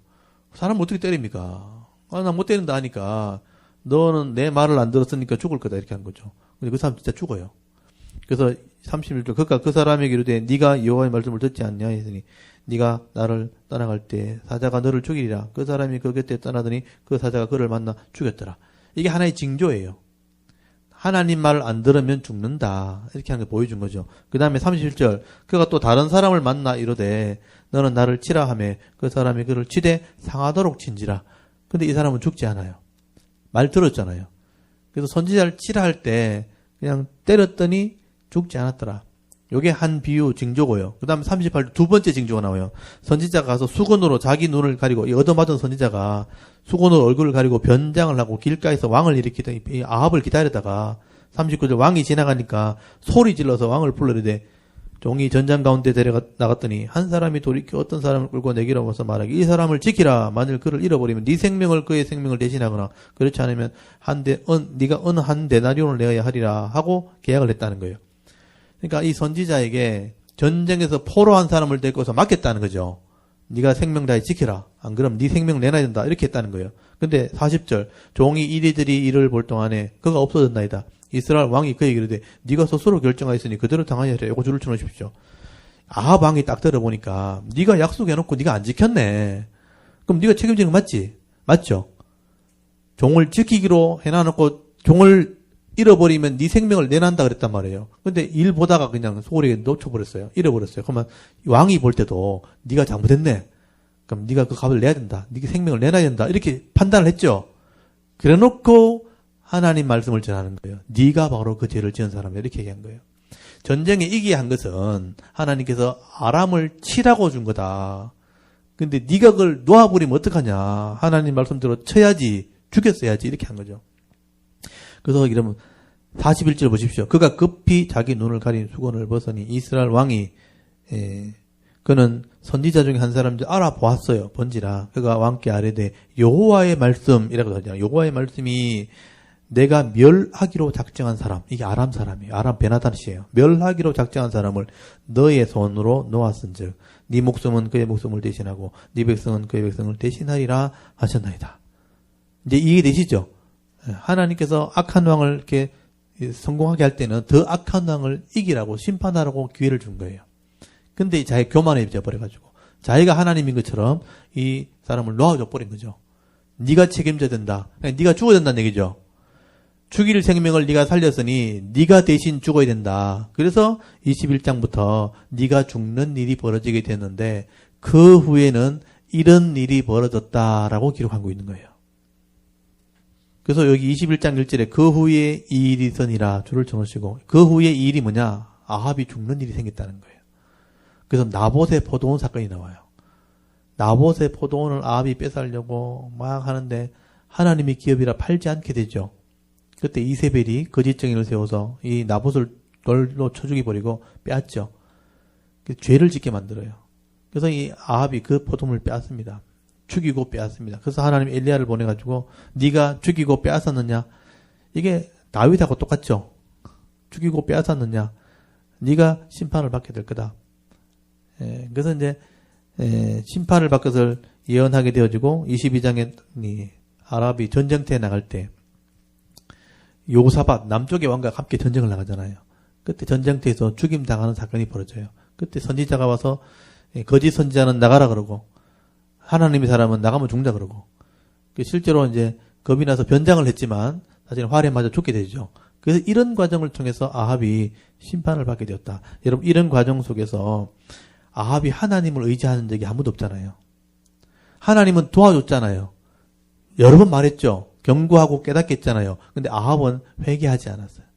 여러 번 기회를 줬는데 결국 회개하지 않았기 때문에 선지자의 말을 하기도 하고 하나님의 뜻을 증거를 보여주기도 했는데도 회개하지 않았어요. 그래서 결국은 심판을 받게 됩니다. 그래서 죽게 되어지고 그 아들도 타락하게 되어지고 그래서 그 왕조는 망하게 되었다 하는 얘기를 길게 써놓은 것은 이 아합 왕이 제일 악한 왕이었기 때문에 이렇게 죽게 되는 과정까지 설명을 하게 된 거죠. 그리고 더 중요한 것은 이렇게 아합이 전쟁터에 나가서 막 승리했잖아요. 전쟁하느라고 정신없잖아요. 그때 엘리야와 엘리사가 사역을 했다는 거예요. 악한 왕을 하나님, 악한 도구를 쓰는 도구로 썼잖아요. 그게 나라의 전쟁이었어요. 여러분, 나라의 전쟁이 벌어지면 엄청난 힘을 거기 써야 되잖아요. 그거 할 동안에 엘리야와 엘리사는 숨어 있을 수 있었어요. 원래 이세벨이 선지자를 죽이려고 해야 되는데 전쟁이 났으니까 그 일을 못한 거죠. 그 뒷면에는 뭐가 있었냐? 선지자들이 활동하는 숨어 있을 수 있는 기회가 된 거죠. 그리고 이제 나중에 열왕기하로 넘어가면 선지자의 생도들이 나오기 시작하는 거죠. 그래서 하나님께서 이렇게 일하시는 분이라 악한 자를 쓰시기도 하고 선한 자를 세우시기도 하고 이렇게 일하시는, 이렇게 하나님 다양한 일 속에서 특별히 하나님을 의지하는 자들 통해서 은혜 베풀기도 하고 복을 주시는 분이 하나님이에요. 그러니까 여러분, 나라가 혼란스럽고 힘들어도 우리가 해야 될 일이 있다는 것을 기억하시면 좋겠어요. 물론 형편이 어렵고 불평도 있을 수 있지만 그것 때문에 내 일을 멈추면 안 된다는 거죠. 내 사명 감당하고 있으면 아무리 어려워도 그 진리를 가지고 있는 성도들은 하나님이 보호하도록 돼 있단 말이죠. 여러분이 이 험한 세상 속에서 내가 복을 받는 모습을 보여주십시오. 이 평안한 모습을 보여주시고 다른 사람을 위로할 수 있는 일을 하게 되면 야, 정말 하나님 믿는 사람은 다르구나. 이 어려운 세상에서도 하나님 믿는 사람은 은혜가 있구나. 이런 칭찬을 들으셔야 되는 거예요. 그래서 갈 데 없으면 우리한테 얘기한단 말이에요. 어떻게 하면 되노? 하나님 믿으십시오. 진리를 믿으면 됩니다. 세상은 변해도 진리는 변하지 않습니다. 이 말씀대로 하나님이 복을 주십니다. 이걸 여러분 직접 보여주셔야 되는데, 내가 그 증거가 돼야 되는데, 내가 막 재질이 공상이고 막 내가 힘들어 죽겠고 하면 내가 맨날 불평투성인데 어떻게 사람들이 내 말을 믿겠어요? 세상은 아무리 힘들어도 우리는 하나님의 의를 얘기하고 믿음을 얘기해야 되는 거예요. 그래서 말도 험하면 안 돼요. 막 불평할 때 똑같이 맞다 이러면서 막 똑같이 막 맞장구 치고 막 이러면 안 돼요. 그때는 지금은 이렇지만 하나님은 분명히 선을 행하시고 의로운 자에게 복을 주신다고 이렇게 내가 증거다 이렇게 얘기하셔야 돼요. 그러면 하나님 엘리야처럼 나밖에 안 남았다 해도 사실은 많이 있다는 거예요. 그런 사람을 만나게 하시고 또 위로받게 하시고 힘을 얻게 하셔서 이 어려운 세상 속에서도 사명 감당하게 하시는 분이 하나님입니다. 그러니까 제가 말씀 사역하고 있다는 것을 아시면 여러분도 여러분 사명 감당하시면서 서로 위로하고 격려할 때 또 더 많은 사람들에게 은혜를 끼칠 수 있는 우리 사역이 돼야 되는 거죠. 그래서 하나님이 살아계심을 전가할 때 우리가 복을 받게 되는 겁니다. 앞으로 이제 엘리야의 사역과 이제 엘리사의 사역이 나오게 될 건데, 요런 복잡한 사안 가운데, 아까 뭐, 나답이나 바하사나 빨리빨리 진행하다가 아합 얘기는 길게 나왔잖아요. 이 안에 메시지가 있기 때문에 그렇습니다. 하나님이 엘리야를 통해서 일하시고, 악한 자를 통해서 일하시고, 돌아오지 않으면 심판도 하시고, 이런 모습들이 역사에 기록된 것은 지금도 하나님이 그렇게 일하신다는 거예요. 지금도, 법을 주관하는 사람들 통해서 하나님 이 나라를 지키고 있고, 세상이 만약에 이렇게 권력이 타락해도 그 속에서 믿음을 지키는 사람이 또 일하는 사람이 TV에는 나오지 않지만 우리가 보이지 않는 곳에서 또 자기 사명 감당하는 사람이 있습니다. 그런 사람이 있기 때문에 나라가 세워지는 겁니다. 네, 그런 사람이 힘을 잃지 않도록 기도하시면 돼요. 의로운 자를 세우셔서 이 나라가 하나님이 보호하시는 나라가 되도록 또 새벽마다 또 기도하시면 좋겠습니다. 오늘도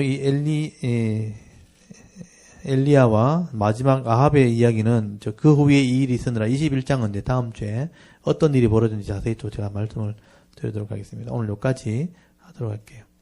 잘 따라오셨나요? 전체를 보는 눈이 좀 생기시면 좋겠네요. 시간이 많이 돼서도 뭐 질문할 거 있으면 또 개인적으로 나중에 질문하시면 좋겠습니다. 우리 잠깐 기도하고 마치겠습니다.